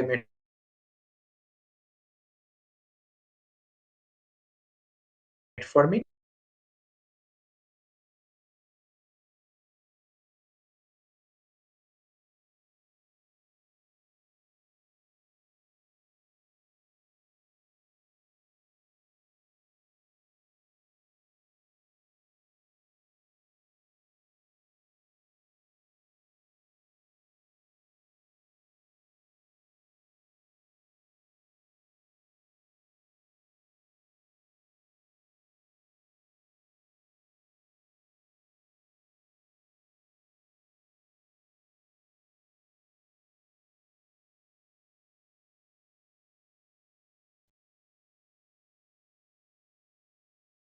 Mm. So in primary hypothyroidism.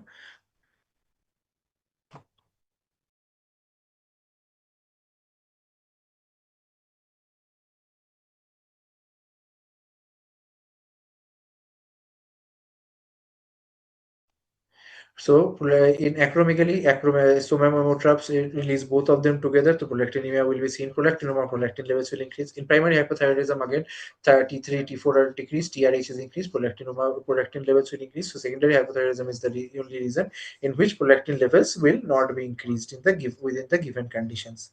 Other Okay. So, a common complication of AKI. Over here, a lot of you might have marked that anemia is not seen in acute kidney injury, thinking that anemia is actually a symptom of chronic kidney disease. So they might have, you would have thought ACD will be the answer, but here luckily they haven't given ACD in the given options, but most likely INI will. But so there you can think of that bleeding is something that is caused in AKI due to the uremia. It inhibits the platelet aggregation, and therefore there is bleeding manifestation which can cause anemia.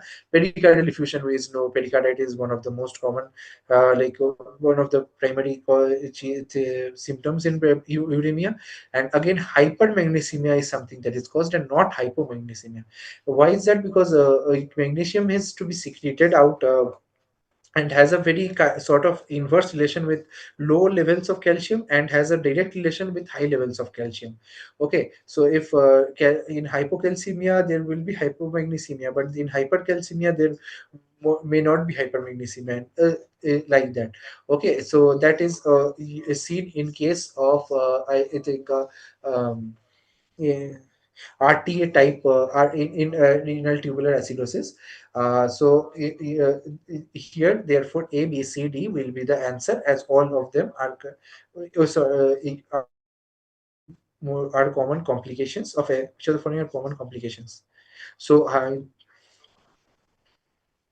A, B, C will be the answer, as hypermagnesemia happens and hypomagnesemia is not seen. Okay, so due to impaired renal excretion of magnesium. Now coming to the next question, which of the following causes lead to DIC? In DIC, we know DIC is due to the clotting factors and anti-clotting factor. Everything is gone. So every known thing is deranged. So fulminant hepatic failure, again, both of them are not being produced, neither clotting nor clot inhibiting factors. So continuously there is clots forming. Also, there is bleeding manifestations together. APML, very commonly known, AML is the cause for DIC, in which Atara is given along with AS203. Carcinoma prostate, carcinoma, along with that carcinoma pancreas, is one of the most common causes of DIC, and fungal sepsis, of course, causes DIC. So ABCD is the right answer in this one.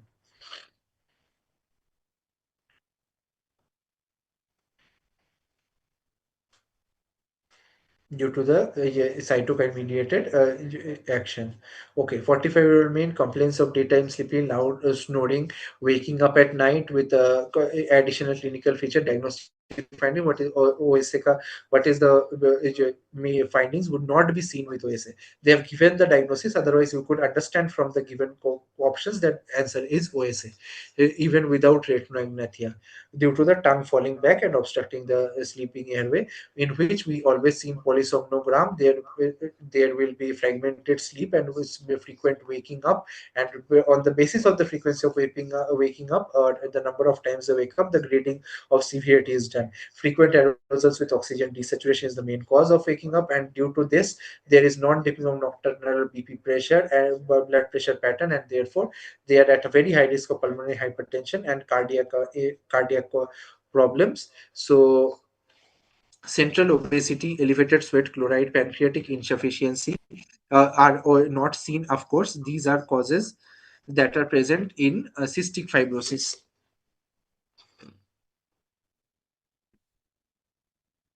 Okay, so now coming to the next question.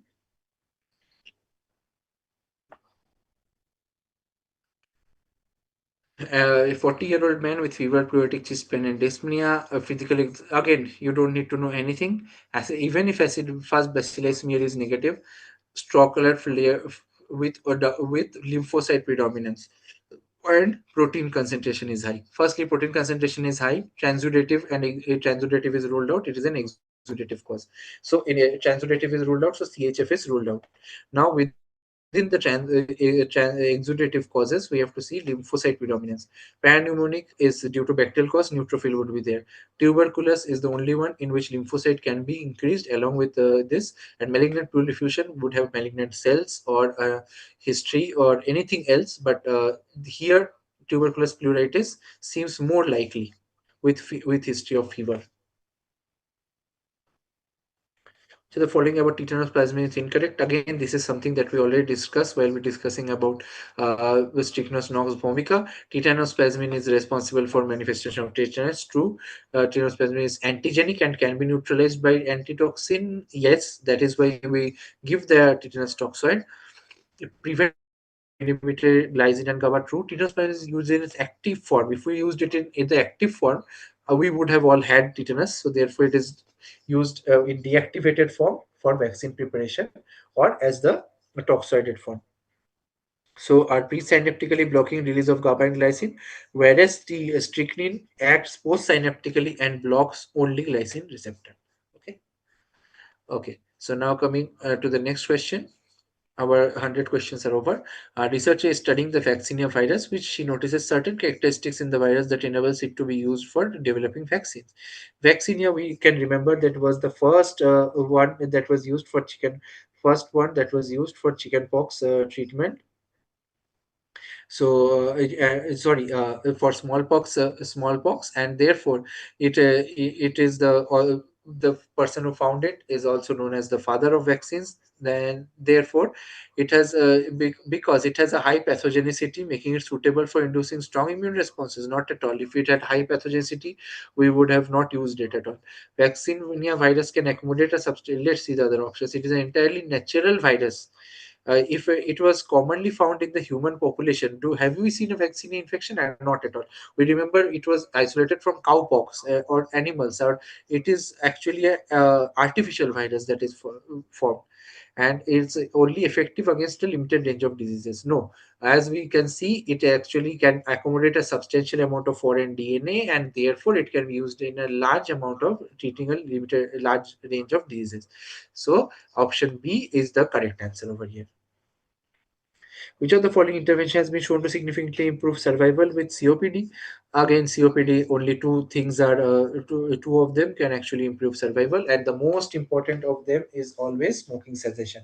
Smoking cessation reduces the damage, upcoming damage, and also gives body to heal the damage. Okay, so these are rest of these pneumococcal vaccination is okay. It does not promote survival, but yes, decreases morbidity more than mortality, and long term oxygen therapy can also be used. It also decreases improves survival. These are the only two things: long term oxygen therapy and smoking cessation. Again, from this rapidly progressing confusion after swimming, swimming, we know lake swimming, and if it had any mention of a eye, so eye disease or eye problems, then we would have gone for corneal disease, then acanthamoeba. But over here, there is no mention of that. Severe headache, vomiting, and meningitis. Most likely, this is fast progressing brain eating parasite, that is Naegleria fowleri infection from swimming in moving waters. A 70-year-old patient with respiratory distress. Now, here there all the components of viral transport medium is given, which I was not really aware of. So you can also remember all of this. But however, this question is not about that. This question is actually about which are the which are pro-inflammatory markers and which are anti-inflammatory markers. So we know IL-6 is increased, serum ferritin is increased, and C-reactive proteins are all increased, and also D dimers are all increased in case of any inflammation or inflammation or infection. So therefore, decreased IL-6 will be a wrong statement over here. Okay, so rabies, we have to always remember that it is very important that the viral RNA PCR is the most sensitive, most specific test. We would think virus isolation is the most important or most specific. Firstly, that is very difficult to do. And other than that, antigen detection, antibody ELISA is almost never used for rabies, because all of these require samples that are not that cannot be taken in a live person. Again, visualization, direct virus visualization, you cannot do all that. So only viral RNA PCR is something that is very sensitive, specific, and can be done in a live patient. Uh, Arrange them in the decreasing order of penetration power. Again, over here, if I don't know what the other components are, we know alpha rays are formed by helium 4 2 plus. Okay, so as a result, we know that this is the most heaviest of all of these, and therefore will have the least penetration power. So 2 should be have the least penetration power, and we have our answer 1432. So one neutron has the maximum, then gamma rays, then beta rays, gamma, that is Hulk, beta rays, then alpha rays have the is the order of penetration power. This will now this is something that I see nowadays, that is DSA. This is digital subtraction angiography, where you first take an angiogram with everything, with first take an image without the angiogram and then do an angiogram and subtract that, so you only see the blood vessels anatomy very clearly. Which of the following is not true in that case? Is a standard investigation, not at all have you seen in hospitals being done this regularly. This is a quite advanced test and not a standard investigation with for everyone with stroke. But yes, it can resolve discrepancies in findings from non-invasive imaging, because it is an invasive imaging.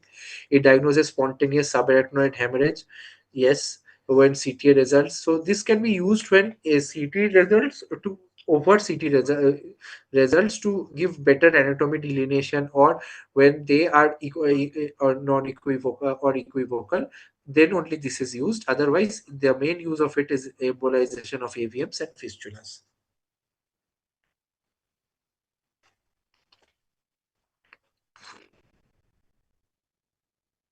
Now, 45-year-old male with cough, dyspnea, and fever. A chest radiograph shows loss of the right heart border. Which lung area is most likely affected? Again, this is mentioning the silhouette sign. So, if left heart border is gone, then left middle lobe, or if left middle lobe is not there, so you can say the lingula. Okay, and in right side, the right middle lobe is causes obscuration of the right heart border. Over here, you can also see the right hemidiaphragm is obscured by right lower lobe, aortic cull by left upper lobe, and left hemidiaphragm by left lower lobe, and right paratracheal stripe by right upper lobe. Okay. So, which of the following arteries is not a branch of the ophthalmic artery?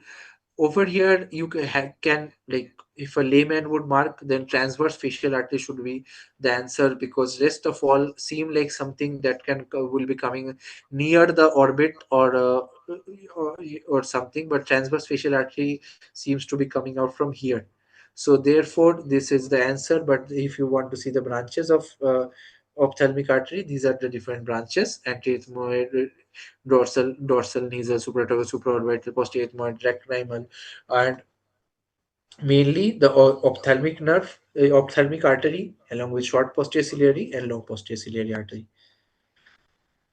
And what all these supply, you can also remember these.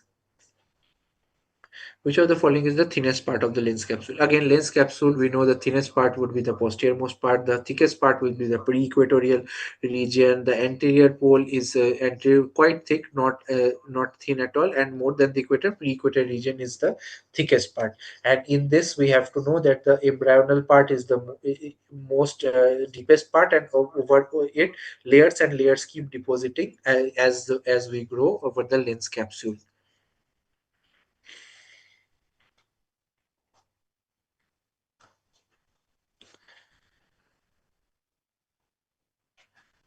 Okay, which is the following structure is part of the anterior lamella of the eyelid. If so, the eyelid is actually divided by the orbital septum into two parts, the anterior part and the posterior part. Now, if once you know that it has actually two parts, you let's say from this question I didn't know that it has two lamellae. I would think that only one thing, that if there is an anterior lamella and the posterior lamella for this eyelid, what would be lie posteriorly? The conjunctiva would be there. Then the tarsal plate and the would most likely be there in the posterior part. So the what will not be in the anterior part, septum seems like something that would divide it. So orbicularis oculi should be the structure in the anterior lamella of the eyelid.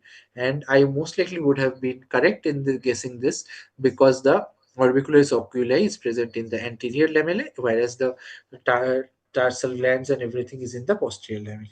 Which of the following statements is false about laser treatment used for vascular disease of the retina?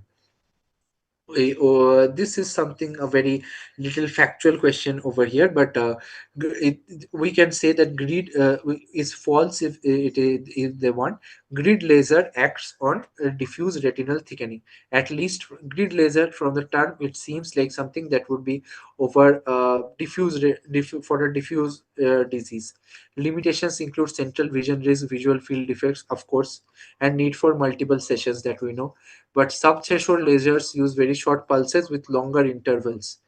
So yeah, sub-threshold, since it is sub-threshold, it will be given for a longer interval to, but it will actually minimize the collateral damage because it is not that we are giving it at a very short pulses and also at a lower threshold. So focal laser, this option seems to be correct. Focal laser therapy for diabetic macular edema targets leaky mechanism within 300 micrometer of the fovea, but most likely this seems like the answer. So we have to see why. So if we see why, we find that it is due to focal laser therapy also marks within 500 micrometer. That is only part of the option that is wrong. Rest of it is right.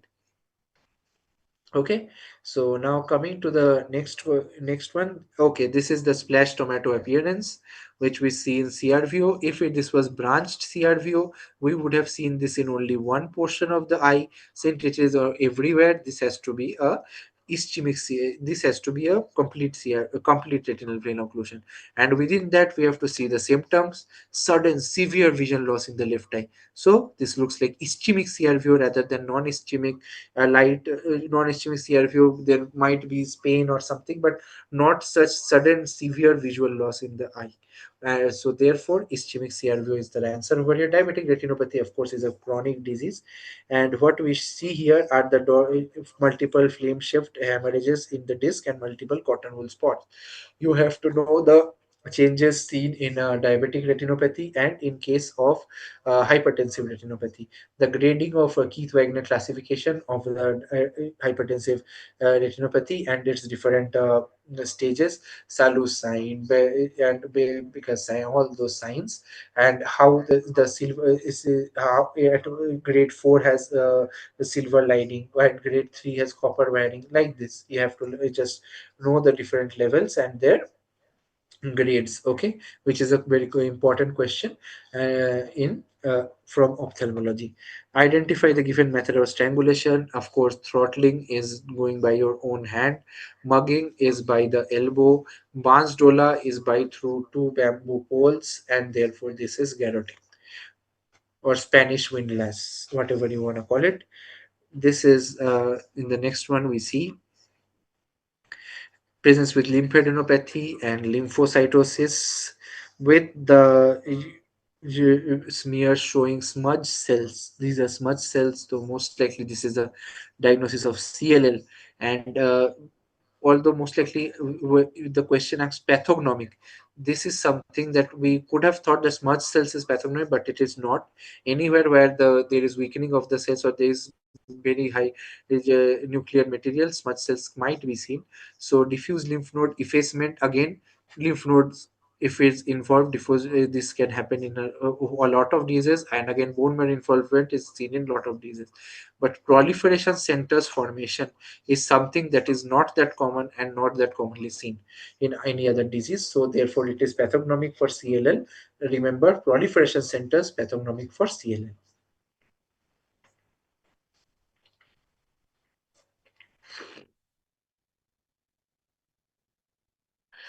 This is how, even if you don't know the answer, you should try to derive at it.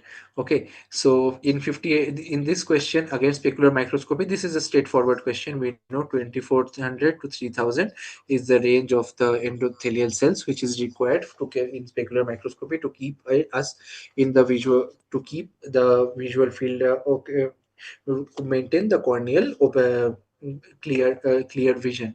Whereas if, as the number decreases, we often see corneal opacification developing, and we know that sodium potassium ATPase pumps present in endothelial cells are what that is ones that are responsible for maintaining the corneal clear corneal appearance. Okay, transparency of the cornea. So therefore, typical of and with age, the number of endothelial cells decreases. Therefore, this is typical of children, whereas this is seen in corneal decompensation. Which material is used in ultrasonography transducer? Oh, okay, so this again is would be that we know this name suggests that zirconate should be present, but and so therefore lead zirconate is the likely answer. Sodium zirconate is not a common compound or used here, and lead titanate is also used, not barium titanate, but lead zirconate should be your answer if all these are given in options. It is dependent on the piezoelectric theory, in which the vibrations generate ultrasound waves, which, when reflected away from the surface, the differences in the reflection shows us the different appearances and heterogeneity of the organs underneath. In case of civil medical negligence, we need to remember that in criminal negligence, doctor is the in whom burden of proof primarily lies, whereas in civil negligence, patient has the burden of proof. And also in case of such as we are trying to establish that both of there is a contributor negligence, then also the doctor has to establish that the patient had contributory negligence, okay, and get rid of our blame. A skin biopsy from a healthy adult is examined. This is a question that most of us might have gotten wrong if you didn't know beforehand. Because we all know 4 is to 1 is seen when the tissue heals after a damage. So we think that is normal, but that is not. The type 1 to type 3 ratio is supposed to be 8 is to 1. So 4 is to 1 ratio is actually established only when in injured post injury, and 1 is to 1 or 2 is to 1 is not achieved ever. Okay.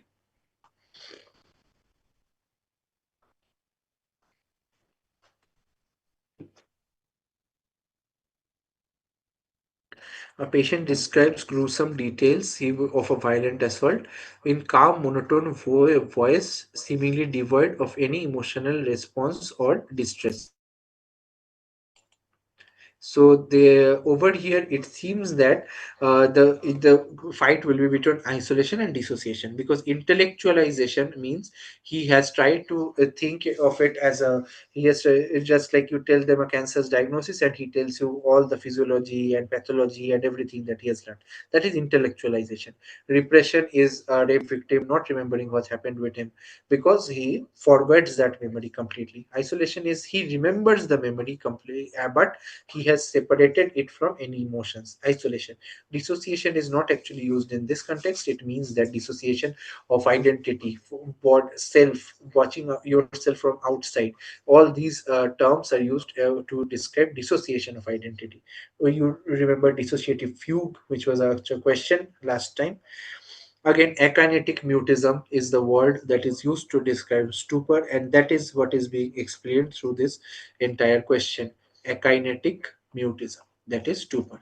Coma, we all know, is completely a complete loss of a consciousness, whereas delirium is seen in most patients in our hospital, and somnolence is when we are in a state close to sleep.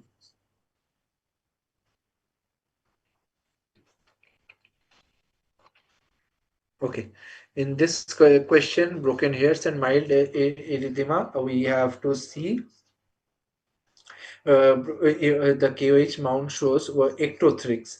So again, if ectothrix is there, ectothrix we should remember the drug of choice is griseofulvin.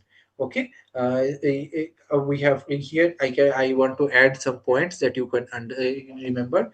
Endothrix is caused by trichophyton, tonsurens, and violaceae. Trichophyton mentagrophytes causes carrion.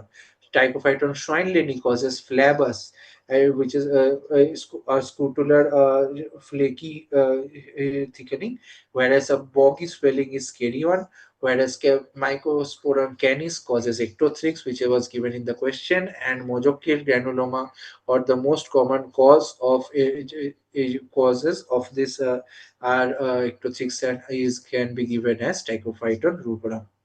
Ketoconazole is used to reduce spread. Terbinafine is used full for T trichophyton species, whereas Microsporum, which is seen in ectothrix, is Microsporum tinea capitis, is can be used for griseofulvin.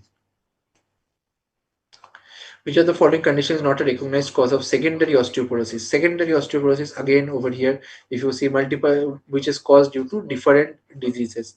Cushing syndrome, we know osteoporosis is there. Hyperparathyroidism, PTH hormone excessively released, breaks down, increased osteoclast, breaks down bones. Hyperparathyroidism causes osteoporosis. Multiple myeloma, bony lesions are seen, secondary osteoporosis. So answer B, systemic sclerosis causes collagen deposition and thickening of skin and everywhere, but not bone osteoporosis. Okay. Patient successfully achieves remission after a first episode of major depressive disorder. How long must the medication be continued to prevent relapse? So we need to know that if there is only one attack, we should give it for 6 months post, not 6 weeks, 6 months, and never it is to know, oh, psychiatric drug is stopped immediately because it will cause relapse and rebound. It has to always be tapered off, or even for antiepileptics and all psychiatric drugs. So 6 months post, and if there is greater than three attacks, then it has to be given for two. Greater than the third attack, greater than equal to, then we give for 2 years post remission. Okay, here the image that is given is of cortical ribbon sign, or otherwise from the history also you can understand myoclonic jerks, and rapidly progressive dementia usually points to Creutzfeldt-Jakob disease or mad cow disease. And within this, I was not aware of iatrogenic or anything, but we know that sporadic one has the cortical ribbon sign, whereas the familial one has pulvinar sign. Sorry, variants one has pulvinar or hockey stick sign, whereas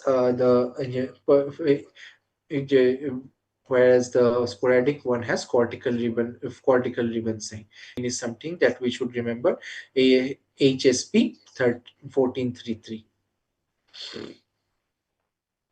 Familial has no specific finding. Being in open places, claustrophobia is fear of closed places. Agoraphobia is open spaces. Algophobia is, algo means pain. Algia, mastalgia, cephalgia. Phobia means pain. Emeto means emesis is fear of vomiting. You can just break down into Latin words and understand any of these what they mean. Among the first line anti-ATTs, which is the most potent against extracellular. So we know the main drug for intracellular is pyrazinamide in. So inamide is a intracellular. So isoniazid both intra plus extracellular. So rifampicin has to be extracellular most effective drug.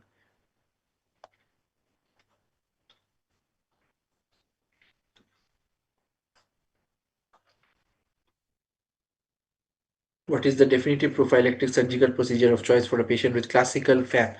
So here we have to understand FAP is in this case within 15 years we have to within 15 years they have to undergo surgery. If there is, since it is autosomal dominant disease, if the parents had this, the age of screening is very early. And since there is 100% chance that he will develop polyps and maybe colorectal cancer, total proctocolectomy with ileal pouch anastomosis is done. Only proctocolectomy can be is not at all sufficient, or only colectomy is also not sufficient. We need total proctocolectomy with ileal pouch and anastomosis.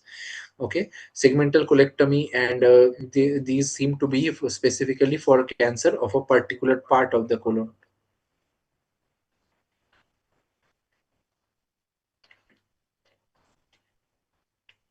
Neuroleptic malignant syndrome is again very dangerous entity due to the dopamine blockade by antipsychotic drugs. This way so the we have to understand that usually the question would mark that metoclopramide crosses blood-brain barrier, domperidone does not cross blood-brain barrier, therefore this should be the answer. But in the option there is already a drug, and amantadine. Amantadine is a completely different mode of action to the NMDA blockage, and therefore it has no action, no dopamine blocking action directly. So therefore, it is a much better answer than domperidone in this context. A 10-year-old child with brief staring spells, 20 to 30 second post-ictal confusion, 3 hertz.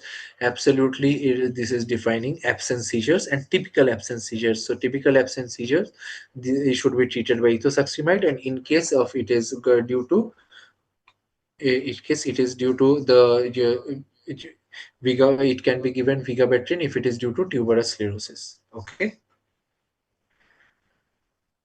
Now the prolapse to urine staining but spontaneously reduced. So the classification of hemorrhoids you can remember if you want. And the first degree is there is no prolapse, only bleeding occasionally. Second degree is when it prolapses only during defecation but goes into in its own self, just like hernias. And in third degree there it prolapse and manually you can reposition it. But in fourth degree it stays prolapsed and doesn't cannot be repositioned. A 26-year-old pregnant woman with chronic hypertension has been on an antihypertensive drug for the past 10 months. On routine testing, she is found to have positive direct Coombs test, but her hemoglobin is normal and has no hemolysis. So, direct Coombs test usually marks that there has been a interaction between antigen antibody reaction. So, this usually is seen in methyl topa, which is methyl dopa in nifedipine. Again, this is very safe in pregnancies and has no there is a non DHP calcium channel blocker. Labetalol again is very safe and the drug of choice in pregnancy. Methyl dopa and hydralazine are also given in pregnancy, but methyl dopa has both these problems that it can causes SLE, uh, drug induced SLE, and also it can cause hemolytic anemia.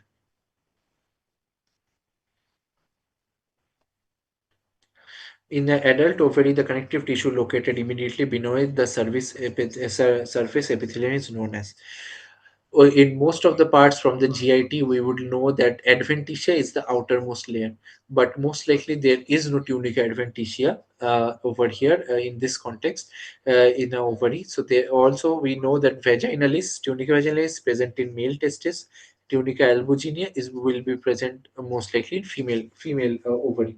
And zona vasculosa is much inside and not the outermost layer. Therefore, tunica albuginea seems to be the appropriate answer in this context.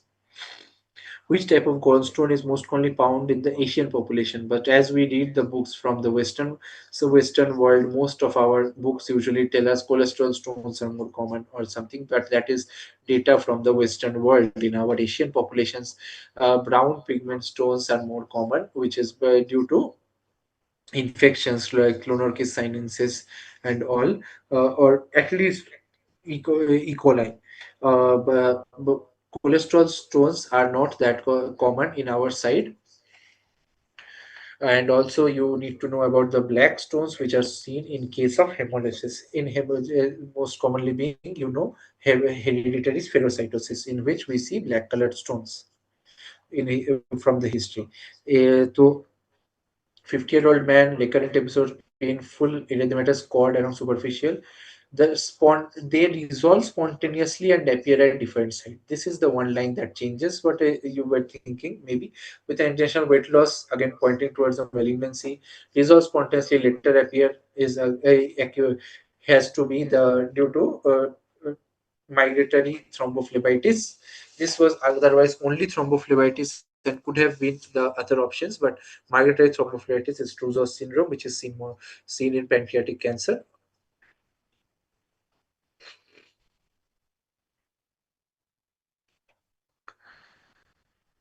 a patient with fluid overload who is found to have ANP.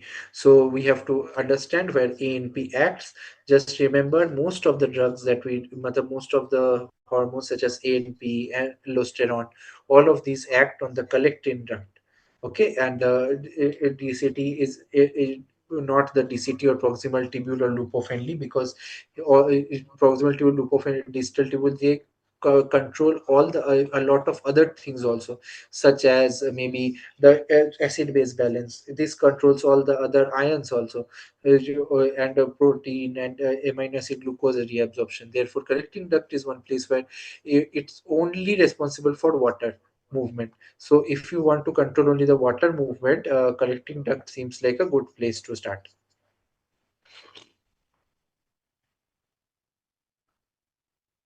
through the INAC channels. Okay, so here and a nutritionist is counseling on improving calcium absorption from the diet. Which of the following dietary components is most likely to enhance intestinal calcium absorption? So to understand that intestinal calcium absorption, we need to know certain things, that phosphate, anything which binds with calcium will decrease its absorption. So as a result, oxalate, phosphate, phytic acid, all of these will form compounds with complex and not let calcium be absorbed.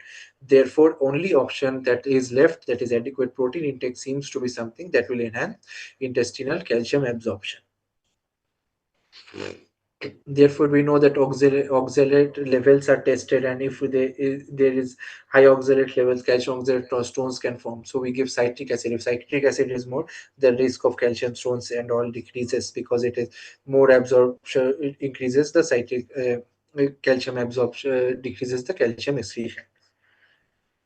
Which of the following statements regarding toxoplasmosis is incorrect? Risk of transmission increases as pregnancy progresses further. That is actually nature's way of saving us, because when the risk of transmission is maximum, the damage is minimum. And when the risk of damage is, of course, maximum when organogenesis or the first trimester is going on, and chorioretinitis, intracranial calcifications are part of the classical triad, and therefore all of these are correct. Risk of return is highest, of course it is the lowest when the third trimester, but most common in the third trimester. Okay, and again we need to remember just three words. Bradyzoids are what we say in just in case of if from bradyzoids are what is oocysts are what is from contaminated for stool contaminated water and food. Bradyzoids are seen in tissue seeds, and tachyzoids are transferred from in vertical transmission. Okay, so now in our third trimester asks about the risk of stroke based on clinical data. In which period is the incidence of stroke statistically highest for a pregnant woman? Okay, so the highest is of course during the postpartum period. In postpartum period also we thought that peripartum cardiomyopathy was being caused. Also, we can see that the yes, any cause of DVT or DVT and all these are highest. So therefore, we can also remember that heparin, it was asked that what would be given in postpartum females, whether heparin or so the answer would be heparin is given to prevent such venous thrombosis episodes and or stroke and all forms of thrombosis. All forms of thrombosis, other precautionary measures can be taken. Another thing that is to be remembered is highest rate of heart failure can be seen during the second stage of late second stage of labor, which is why in case of heart failure we have to cut short the second stage of labor by using instruments, by using tocolytics and everything. Sorry, using instruments and using analgesia, not tocolytics.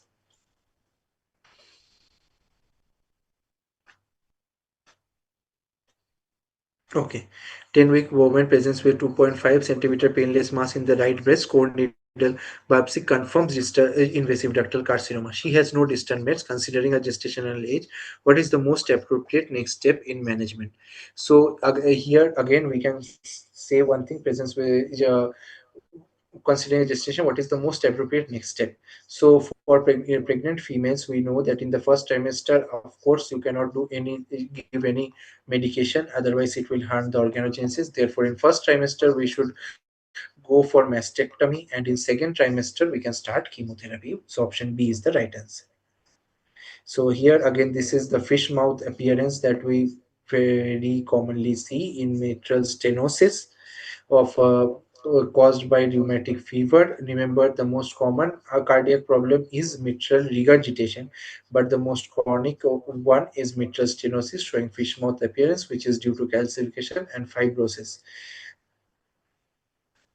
Fibrofatty replacement is seen in ARVD. Also, myxomatous degeneration is seen in mitral valve prolapse. 35-year-old presents with intermittent chest pain and sensation of food getting stuck in the esophagus. History of asthma, PPI, all of these point towards feline esophagus or eosinophilic esophagitis, or with concentric. Again, this is from the history only you could have derived it, or from the appearance, which is already given, narrowed ringed esophagus with multiple concentric rings. And remember the term trachealization of esophagus, which is seen in eosinophilic or allergic esophagitis.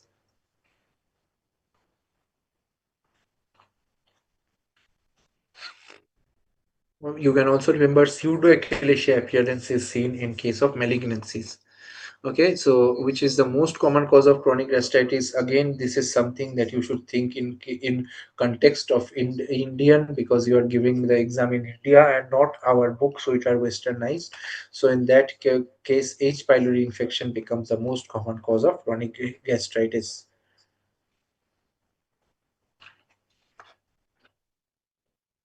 Pituitary carcinoma diagnosed by the presence of which of the following? Some organs are there, such as, also we remember that in the NPCs, we usually nasopharyngeal carcinoma, we often first sign, if it is asked, it's usually lymph nodes in the neck. So similarly, in case of pituitary carcinoma, the first and only sign is craniospinal or systemic metastasis, as high cellular atypia or high mitotic activity and all are not characteristic of carcinoma, and even benign tumors can have these. And again, large tumor size has absolutely nothing to do with it being malignant.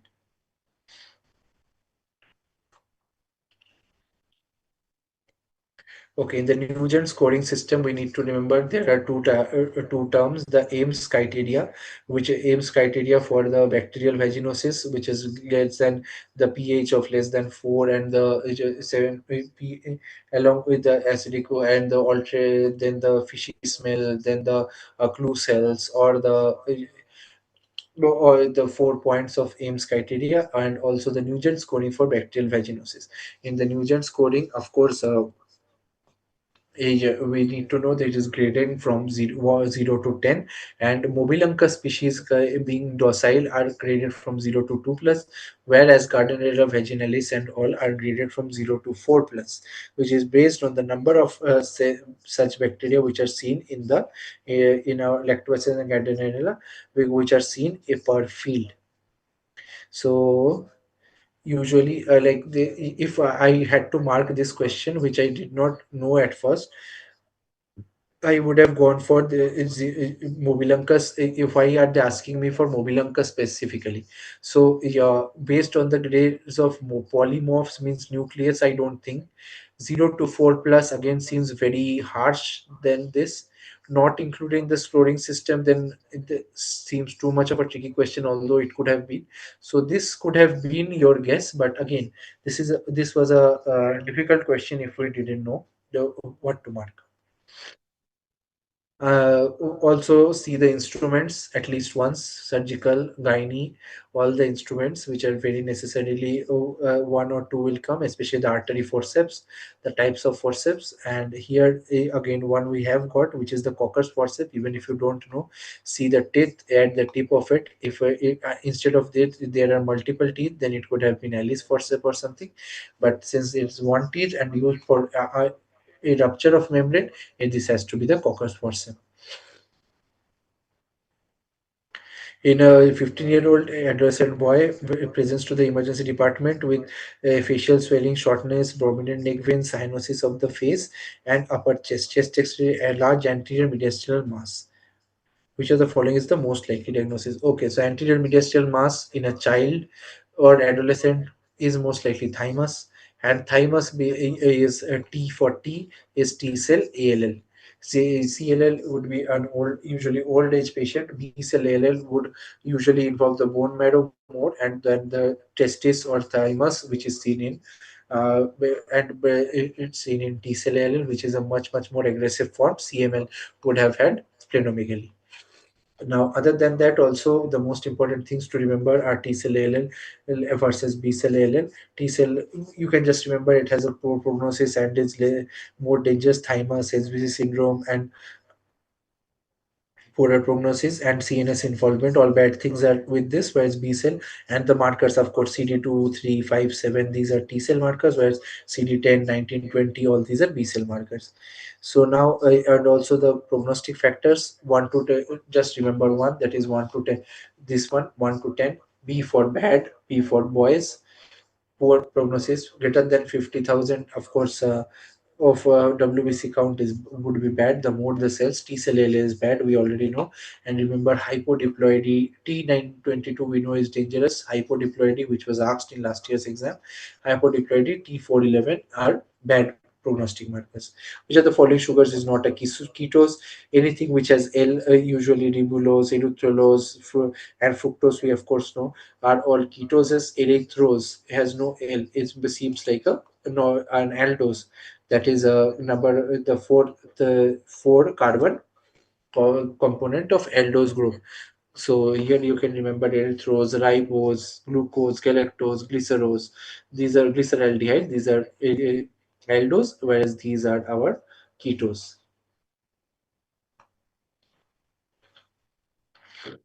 The two nitrogen atoms in urea are defined from which source? So if you see this image, you will get it, but I attach this image so that you guys can revise, because there was also an earlier question, and where CPS1 we had to tell was within the mitochondria. As you can see, CPS1 is within the mitochondria. A NAG, adenine acetyl glutamate, increases the rate of CPS1, which is seen in urea. OTC is the first and most important step. Then it converts to citrulline, and the only thing that you have to remember is there from which source. Glutamine can you give the external ammonia. It is an ammonia carrier, but does not give it does not give the second nitrogen atom, which is always comes from aspartate. So the first one is ammonia, second one is aspartate.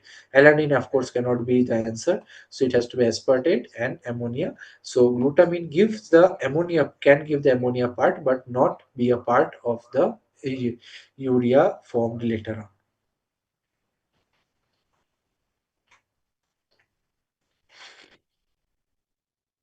Which of the following is considered its primary most fundamental function of the larynx?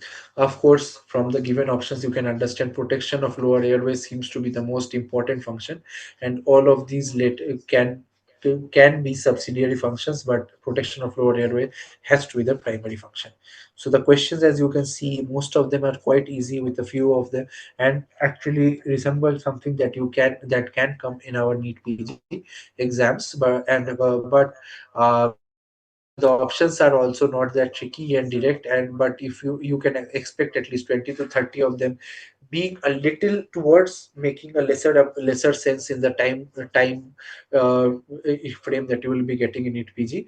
For people who are appearing for the first time, those who are already veterans and have appeared already know the nature of NEET PG and how the questions and usually seem straightforward. Usually they are very easy, and within that they give some nonsense, something that doesn't make that much of sense, some questions, some history or some image that doesn't make that much of a sense in the given scenario, and you would be confused. So do not spend time on that and just progress further with the other questions.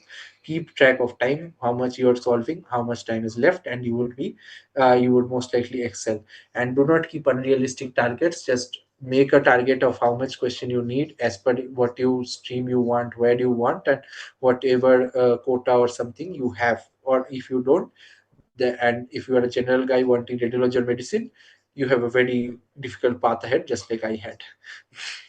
Okay, so for cartilaginous part of the eustachian, for these kind of things, the respiratory tract or the ear tract, you can most likely derive one thing, that the amount of stratification decreases as you go forward. So pseudostratified ciliated columnar epithelium must be the outermost part, bony part must be only columnar, ciliated columnar. Then inside as we go, flat non-ciliated epithelium can be there, and epithelium posterior. So from this we will try to derive the answer, because this can be dicey, but cuboidal epithelium is something that is present in the entire inner middle ear cavity. So D can be 4. E can be cartilaginous part of the eustachian tube can be. So A can be 2 and B can be 1. So option A. Yes, A can be 2, B can be 1. C is 4, posterior tympanic cavity, and epitympanum in flat non-ciliated epithelium.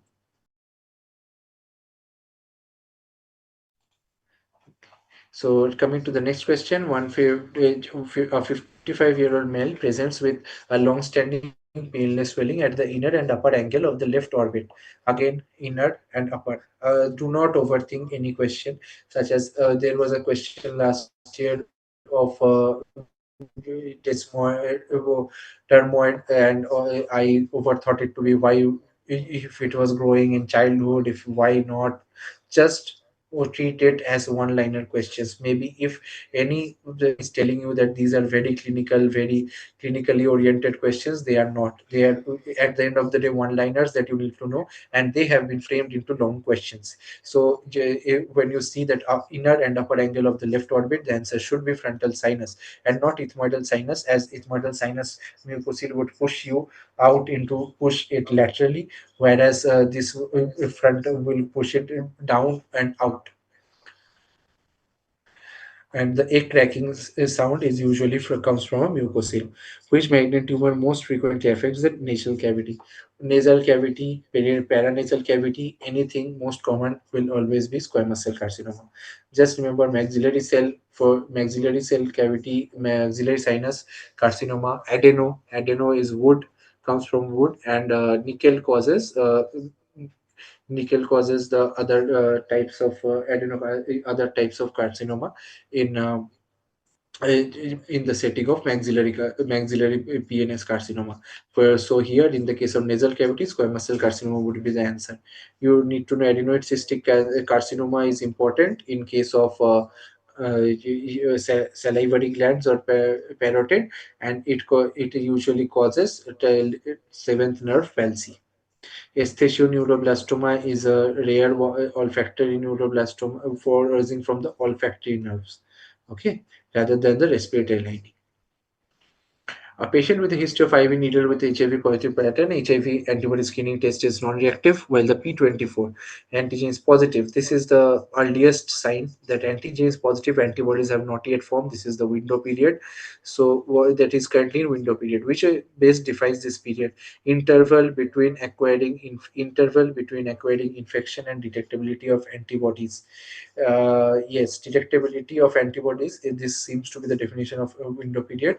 Exposure and viral replication is the viral eclipse phase or the virus replication phase. Between acquiring infection and onset of clinical manifestation, that is the clinical window before, or the you can say that this is the incubation period, the term that I couldn't remember right now. Interval between in which infection is present but clinical disease is not yet apparent, can be latent phase. Okay, so here the answer will be co- point A, infection and detectability of antibodies, where antigen is present but no antibodies. So with pulsatile tinnitus, red flush visible, which is again this is typically the answer is glomus tumor. But you have to be very cautious. There are two types of glomus tumor, but typically that is either it can be glomus tympanicum, which is present in the middle ear only, glomus jugulare, which originates from the jugular vein, and causes the Phillips sign and erosion of the jugular vein, and erosion of the causing Phillips sign, erosion of the causes bone erosion. And also if they both of these are together present, then this will be called as glomus jugular tympanum. Okay, now the next part is, let us come to, is the most common primary tumor of the middle ear. Jugular is the most common primary benign tumor of the middle ear. Pulsatile tinnitus and conductive hearing loss, which is known as, and this red sign is known as the rising sign. But the blanching, which is more common, is the main thing that is to be seen, is seen in is also known as brown sign. Complete list of individuals. He is doing a community-based study, and he is trying to just take the BP equal probability. He wants to not keep any selection bias. So what should you do? Absolute random sampling. When you will go to your college and start doing a thesis, you will be taught what is random sampling, and that is a table of random numbers is generated by app or by computer, and that is usually taken. Rest of all do not make any sense in this context. So now next, coming up to the a teacher evaluates the relationship between two continuous variables. Very easy question. X is equals to y. What will be the graph look like? It will be, as variable x increases, y increases, linear correlation. Okay, so next, how far a particular value lies from the mean in terms of standard deviation units. Coefficient of variation defines how much variation is there, not the location. Mean deviation is again the amount of deviation that is seen. So therefore standard error is again, all of these are about the amount of deviation or amount of standard error, or changes that, or where this standard error is addition of that relative deviate, or actually this is the word for Z score, is what is actually shows you the location. Now coming for the next one, an appearance of an indurated skin nodule 2 to 4 weeks after lepre. So we know there are two types of reaction. Fernandez, F is the earlier alphabet. If Fernandez reaction is the early reaction, Mitsuda reaction is the late reaction, 2 to 4 weeks, whereas this is 2 to 4 days, 2 to 3 days is Fernandez reaction. And this actually indicates the humoral immune response, the CMI, because CMI is what decides what type of leprosy you will have, whether you will have very virulent form, or that is lepre form, LL, or whether you will have a very timid, that is tuberculate form. That is completely dependent upon the CMI. Therefore, this is a test that detects the cell mediated immunity response. Humoral immune response has no role here, and prior exposure to lepre again has no response over here. This is something to confuse you with the TB test, in which prior exposure to TB shows you a positive reaction on Mantoux test. That is the less than 5 to 10 and greater than 10 mm is seen. And here also something similar, some similar cutoffs are kept to detect whether how well fighting your CMI is.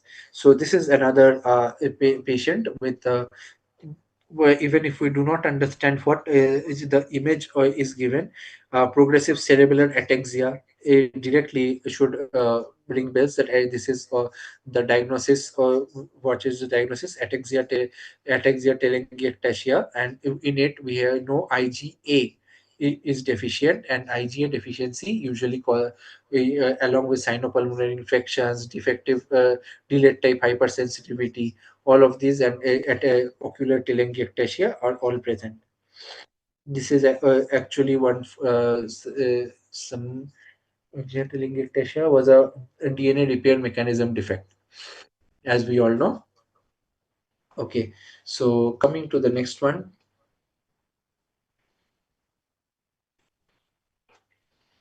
A researcher is conducting a study to determine the mean BP of patients visiting a PHC on a single day. He is doing a simple thing, just picking BP. He's not comparing it with anyone else. He has no control population. So this is not an analytical statistics. It is he is not making any inferences out of it. He is just taking the BPs, mean BP, whatever that is, and not applying it or correlating it. So they are therefore in theoretical statistics is a different thing. It's a mathematical thing. However, but we even if we don't know, the only thing we have to know is does he have a control? No. He's just taking the BPs, descriptive statistics. If he has a control, analytical statistics.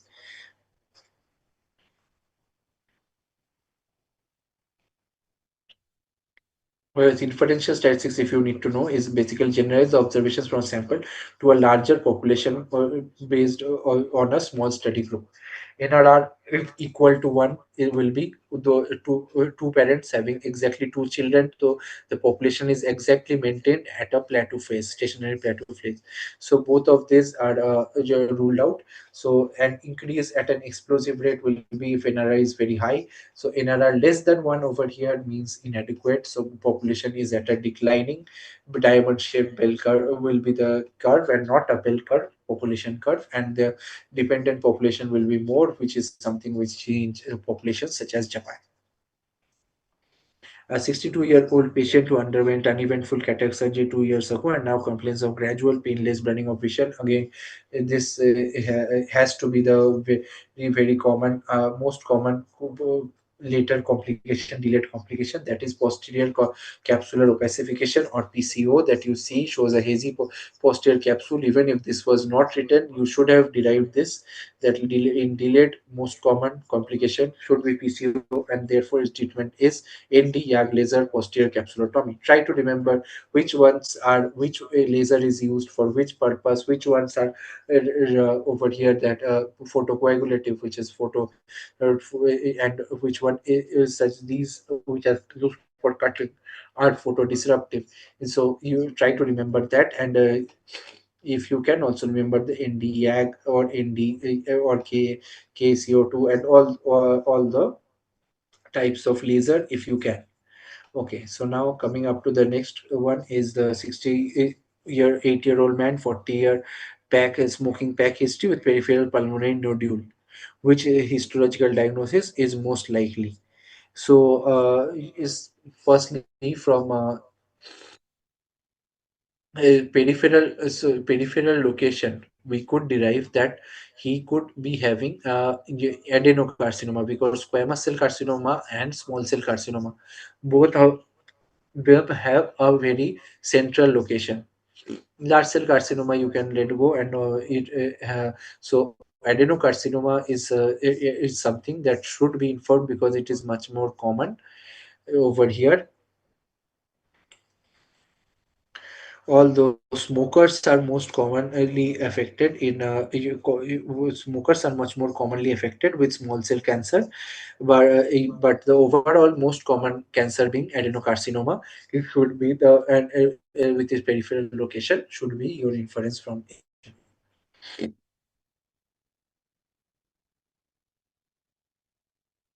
58-year-old woman is diagnosed with primary open-angle glaucoma. Her ophthalmologist plans to initiate a first-line agent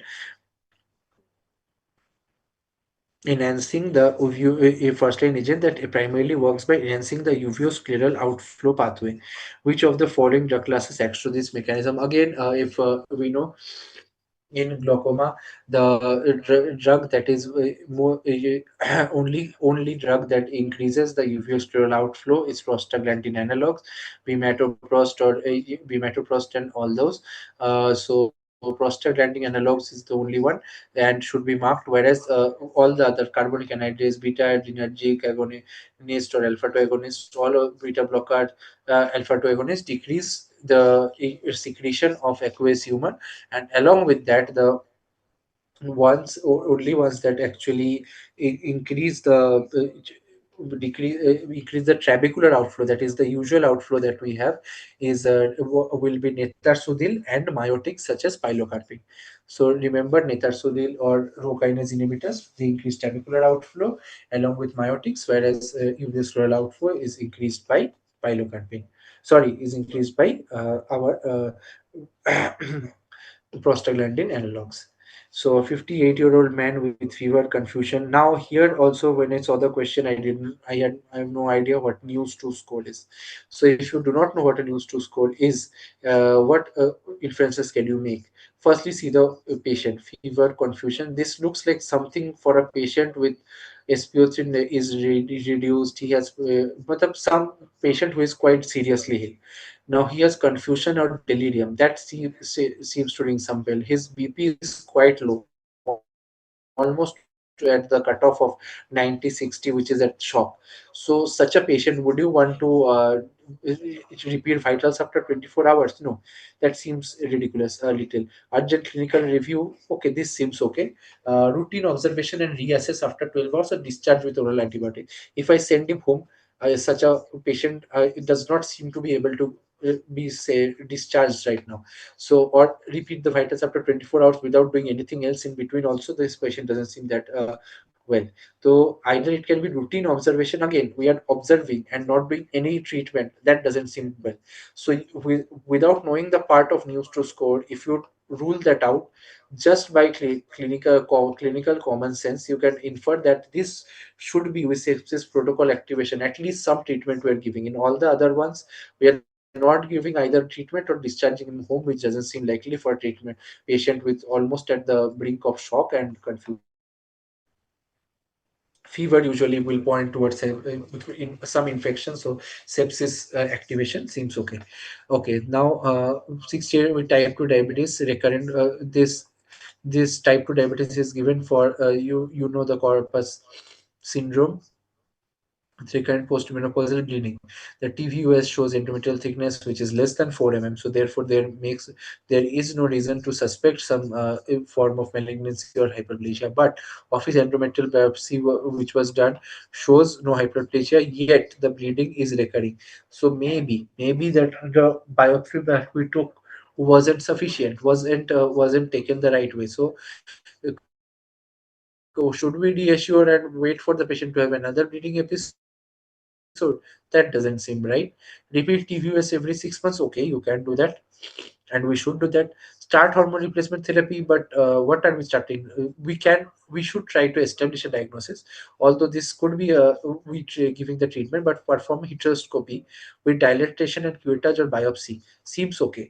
Okay, we are actually doing a biopsy or actually trying to find out what this person already has, and that seems like a better approach and then starting hormone replacement therapy or progesterone therapy as indicated. And of course, the patient will be on follow-up.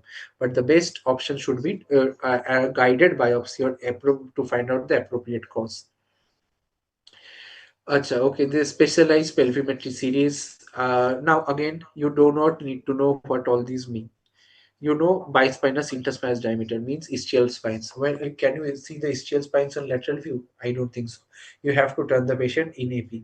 In AP, you can see the ischial spine. You can see the intertuberous diameter. So both of these have to be in AP. So these are ruled out.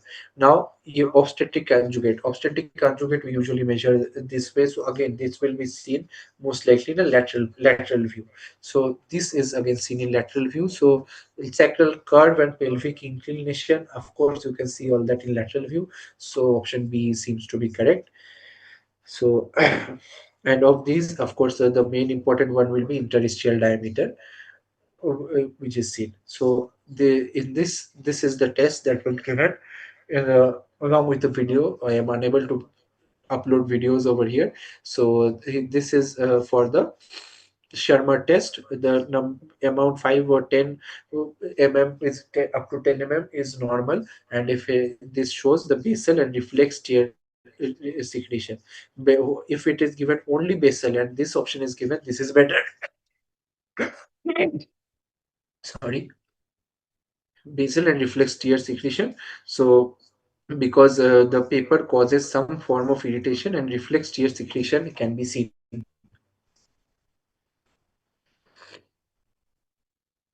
Here you can read what are the other tests, that corneal epithelium integrity, of course, will be seen in fluorescein test, lysamine test, or lysamine green, or with rhodamine or with red dye. Those dye tests and it's in light and are for our corneal ulcers, whereas tear film stability breakup time is the amount of time it takes for the tear film to break up. If it is less than 10 seconds, then it indicates that there is some less lipid component in the tear film, which is leading to an unstable tear film. And meibomian gland expression is cannot be done like this. It has to be through it has to be a complex procedure to evaporative dye due to deficiency of the lipid layer, and therefore it has to mammography is a different test. Schirmer's test given image is a very easier, and the most commonly is the test done for tear breakup time. Again, a very easy question over here. Head tilt and chin lift is something which visibly you should not do if there is cervical spine injury. Of course, the other tests were not relevant, but yeah, I understand that in the video that was given, CPR was shown for the major time, and this was shown only at the end. So you might be thinking refracture cardiac tamponade will not do CPR or something, but here it is given the airway maneuver shown in the video. So which makes sense to actually only see this part and rule out the entire CPR that was shown in the video. In the such cases of cervical spine, jaw thrust maneuvers are done. So, in a priming gravid at 38 weeks of gestation undergoes routine abdominal examination, which is the just from the image we know this is polygrip or third Leopold maneuver, which is seen. We rotate the head and see if it is engaged, it will not move. If it is not engaged, it will move. Assess engagement of the presenting part. Amniotic fluid volume only can be done on ultrasound. Determine fetal lie. Whether says its lie is done in the first Leopold, fetal back is done in the second one, this is done in the third one, and fourth one is for to see if the again see engagement and the confirm the confirm the position. So coming up to the next one, this is the Nikolsky sign that was shown to you.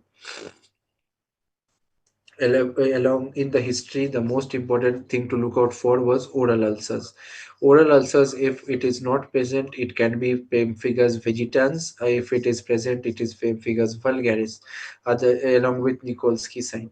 Of course, psoriasis or won't show this, and bullous pemphigoid shows Asbo-Hansen sign or the bulle spread sign. So when you push the bulla up, if it forms a V in front, it is pemphigus vulgaris. If the entire bulla moves forward because it is much deeper at the dermoepidermal junction, therefore that shows bulla spread sign. And pemphigus vulgaris, it's a subcorneal or it's a suprabasal split. In pemphigus foliaceus, it was subcorneal, and in pemphigus vulgaris, suprabasal split. So therefore, in this case, you can always, as soon as you touch the blisters, the skin overhead breaks. And here you can see the with direct immunofluorescence fishnet pattern is seen with IgG and G deposition. IG desmoglein 3 greater than desmoglein 1, and the in whereas in psoriasis and all, plaques with silvery scales and are noted.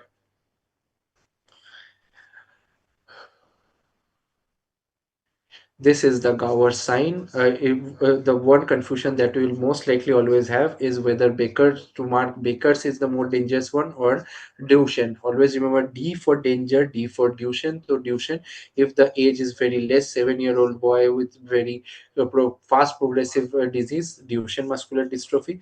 If it is very late in age and then if he is having these problems, then it should be Baker's muscular dystrophy.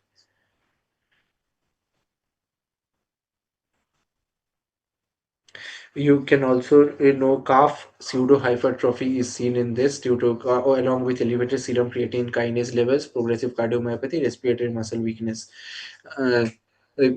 Cerebral palsy is a non-progressive disorder, whereas myasthenia gravis is a completely different disorder. So, okay, so now coming up to the next question. uh, worsening slowness of movements and difficulty initiating walking for the past year. Involuntary movement demonstrated in the attached video. The attached movements were at rest. The hands were normal in the video. Then there was tremors. So these tremors are usually while his during the video are while his hands are at rest. So resting tremors, C to say, surge are all are signs of with this stoppage gait are all signs of Parkinsonism with masked faces, and of course we know dopaminergic pathways are involved due to which cause Parkinsonism due to substantia nigra losing dopamine, and therefore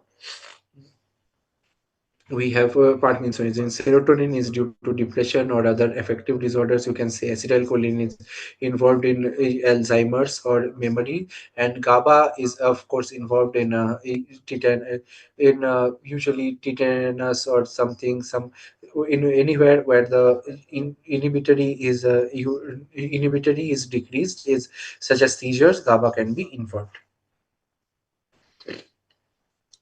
Again, a video was there which showed that something was put inside and something was it cleaned out the part and took it out without even knowing what smile looks like. I could see the video, and my first inference was this must be smile without ever seeing an image of it. So that is something you have to develop, you have to see, because you have to think what is being done, and if you could reach what smile is, and even if you couldn't reach, the answer to such a question with such options would most likely always be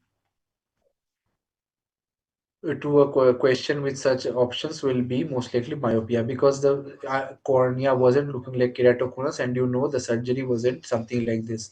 In cataract, it would have gone inside for 6 and it broken down the lens and taken out and all that, and glaucoma surgery would look like it would look like it will cause the trabeculectomy or do cleaning of the debris. It will be seen.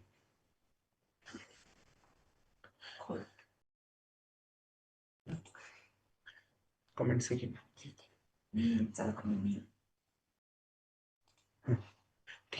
So now coming to the next question. There was this child who with abnormal movements, which usually there was photos of a 45-year-old man with progressive with passive involuntary jerky movements, personality changes, and difficulty concentrating over the past 2 years. All these usually point towards Huntington's chorea. Huntington's chorea is, CAG due to CAG repeats, caudate nucleus atrophy, and therefore it has a autosomal dominant pattern. If you would have seen a House MD, here there the character also had autosomal Huntington's chorea at the end. Here this due to caudate atrophy, the ventricles are widened and are called boxcar ventricles. In this video we could see that there was anterior translation of the tibia.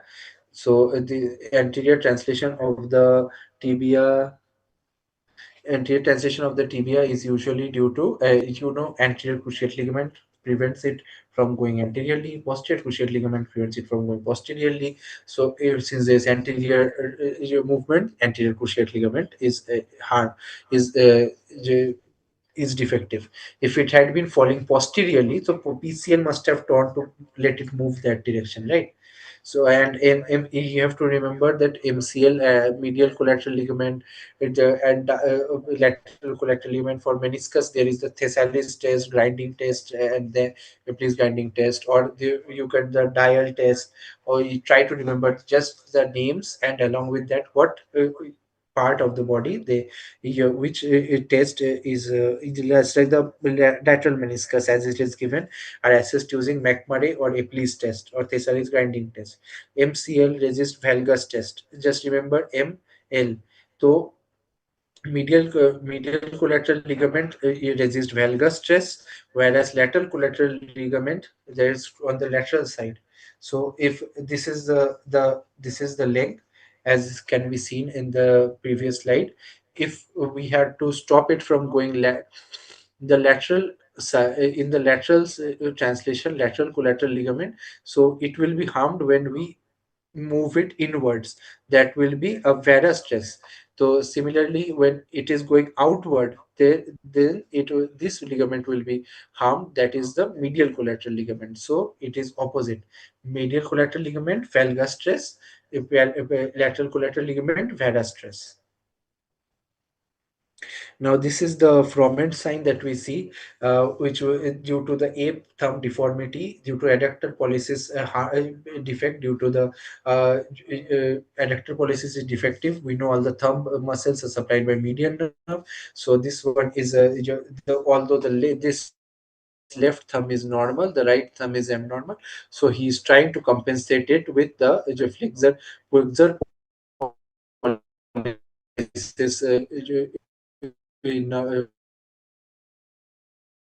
which is controlled by the by ulnar nerve. This is known as the Froment sign. And other than that, also this is the this sign, which is due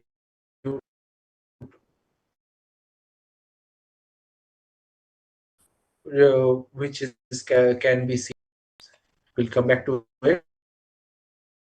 And other due to the other branches of the nerve. So try to remember the signs and which of the other nerves they actually correlate with. So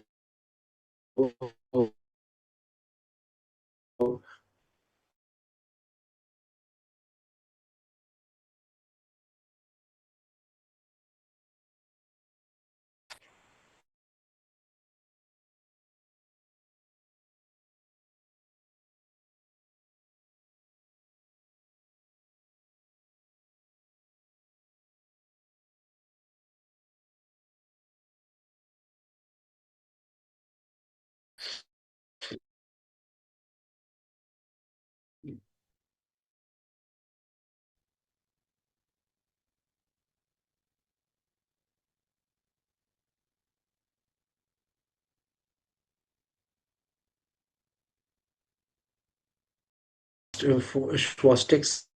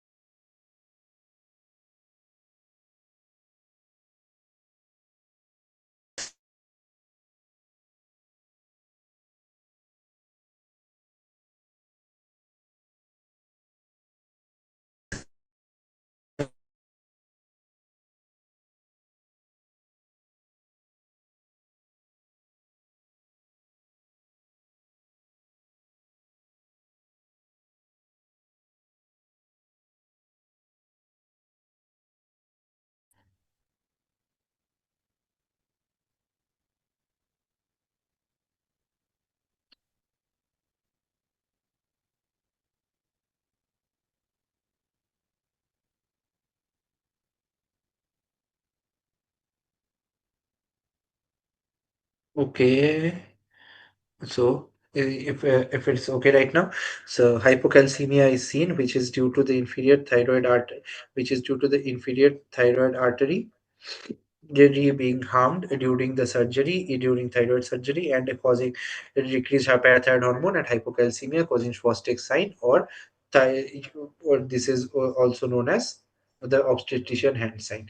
And all this is due to the during hypocalcemia, the excitement threshold decreases, and as a result, even a suboptimal subthreshold impulses cause the neurons to fire and cause such a deformity, such signs. Hypermagnesemia is again lead to neuromuscular depression, which we know as we give in, during the preeclampsia. When we give magnesium, we often keep seeing whether heel reflex is there, ankle reflex is there, and whether respiratory depression, etc., is happening because of this. Hypernatremia is something very rarely seen. Hyponatremia is much more common in surgeries, post surgeries, and hyperkalemia is again much more affects cardiac more than the neurons. So this is the last question that I actually have. I am sorry that I don't have the rest of them. So this is the routing reflex that was shown. So you had to just tell how for how long this routing reflex persists. So the routing reflex over here persists for about 4 months of age. That is something that you have to know. But most importantly, you have to know when each of these arrive. That is usually a more common question. And which of these, that is the parachute, you can say the parachute reflex or the routing reflex, asymmetric tonic neck reflex, the Morose reflex, all of these, and how they persist and how long they persist, when they arrive, when they leave. So just revise if you didn't, and if, so by 4 months of age, routing reflex, which is usually disappears, and each of them have their own significance, and as it can be seen. So as from what I could see, the level of the exam, usually 160 plus or 170 plus would be a very good score in this paper. So if you have gotten beyond that, kudos to you. Just try to be honest to yourself. Best wishes for your NEET PG exams. And if you have any doubts or anything else about the exams or life or anything, you can ask me right now, or we'll end this session. You know.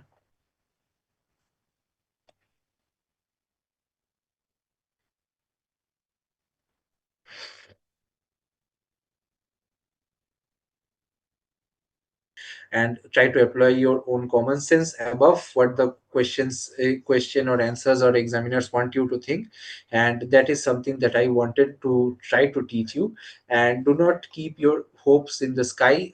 Keep your hopes grounded, and only then will actually be happy for your result. If your hopes are actually having a much higher rank than you actually can physically achieve, most likely you'll never be happy, even if whatever good comes your way. So, and everything falls in place eventually. For maybe we do not plan to go where we go or when we go, but most likely you will love wherever you reach. So best wishes, and thank you, and hopefully see you on the other side.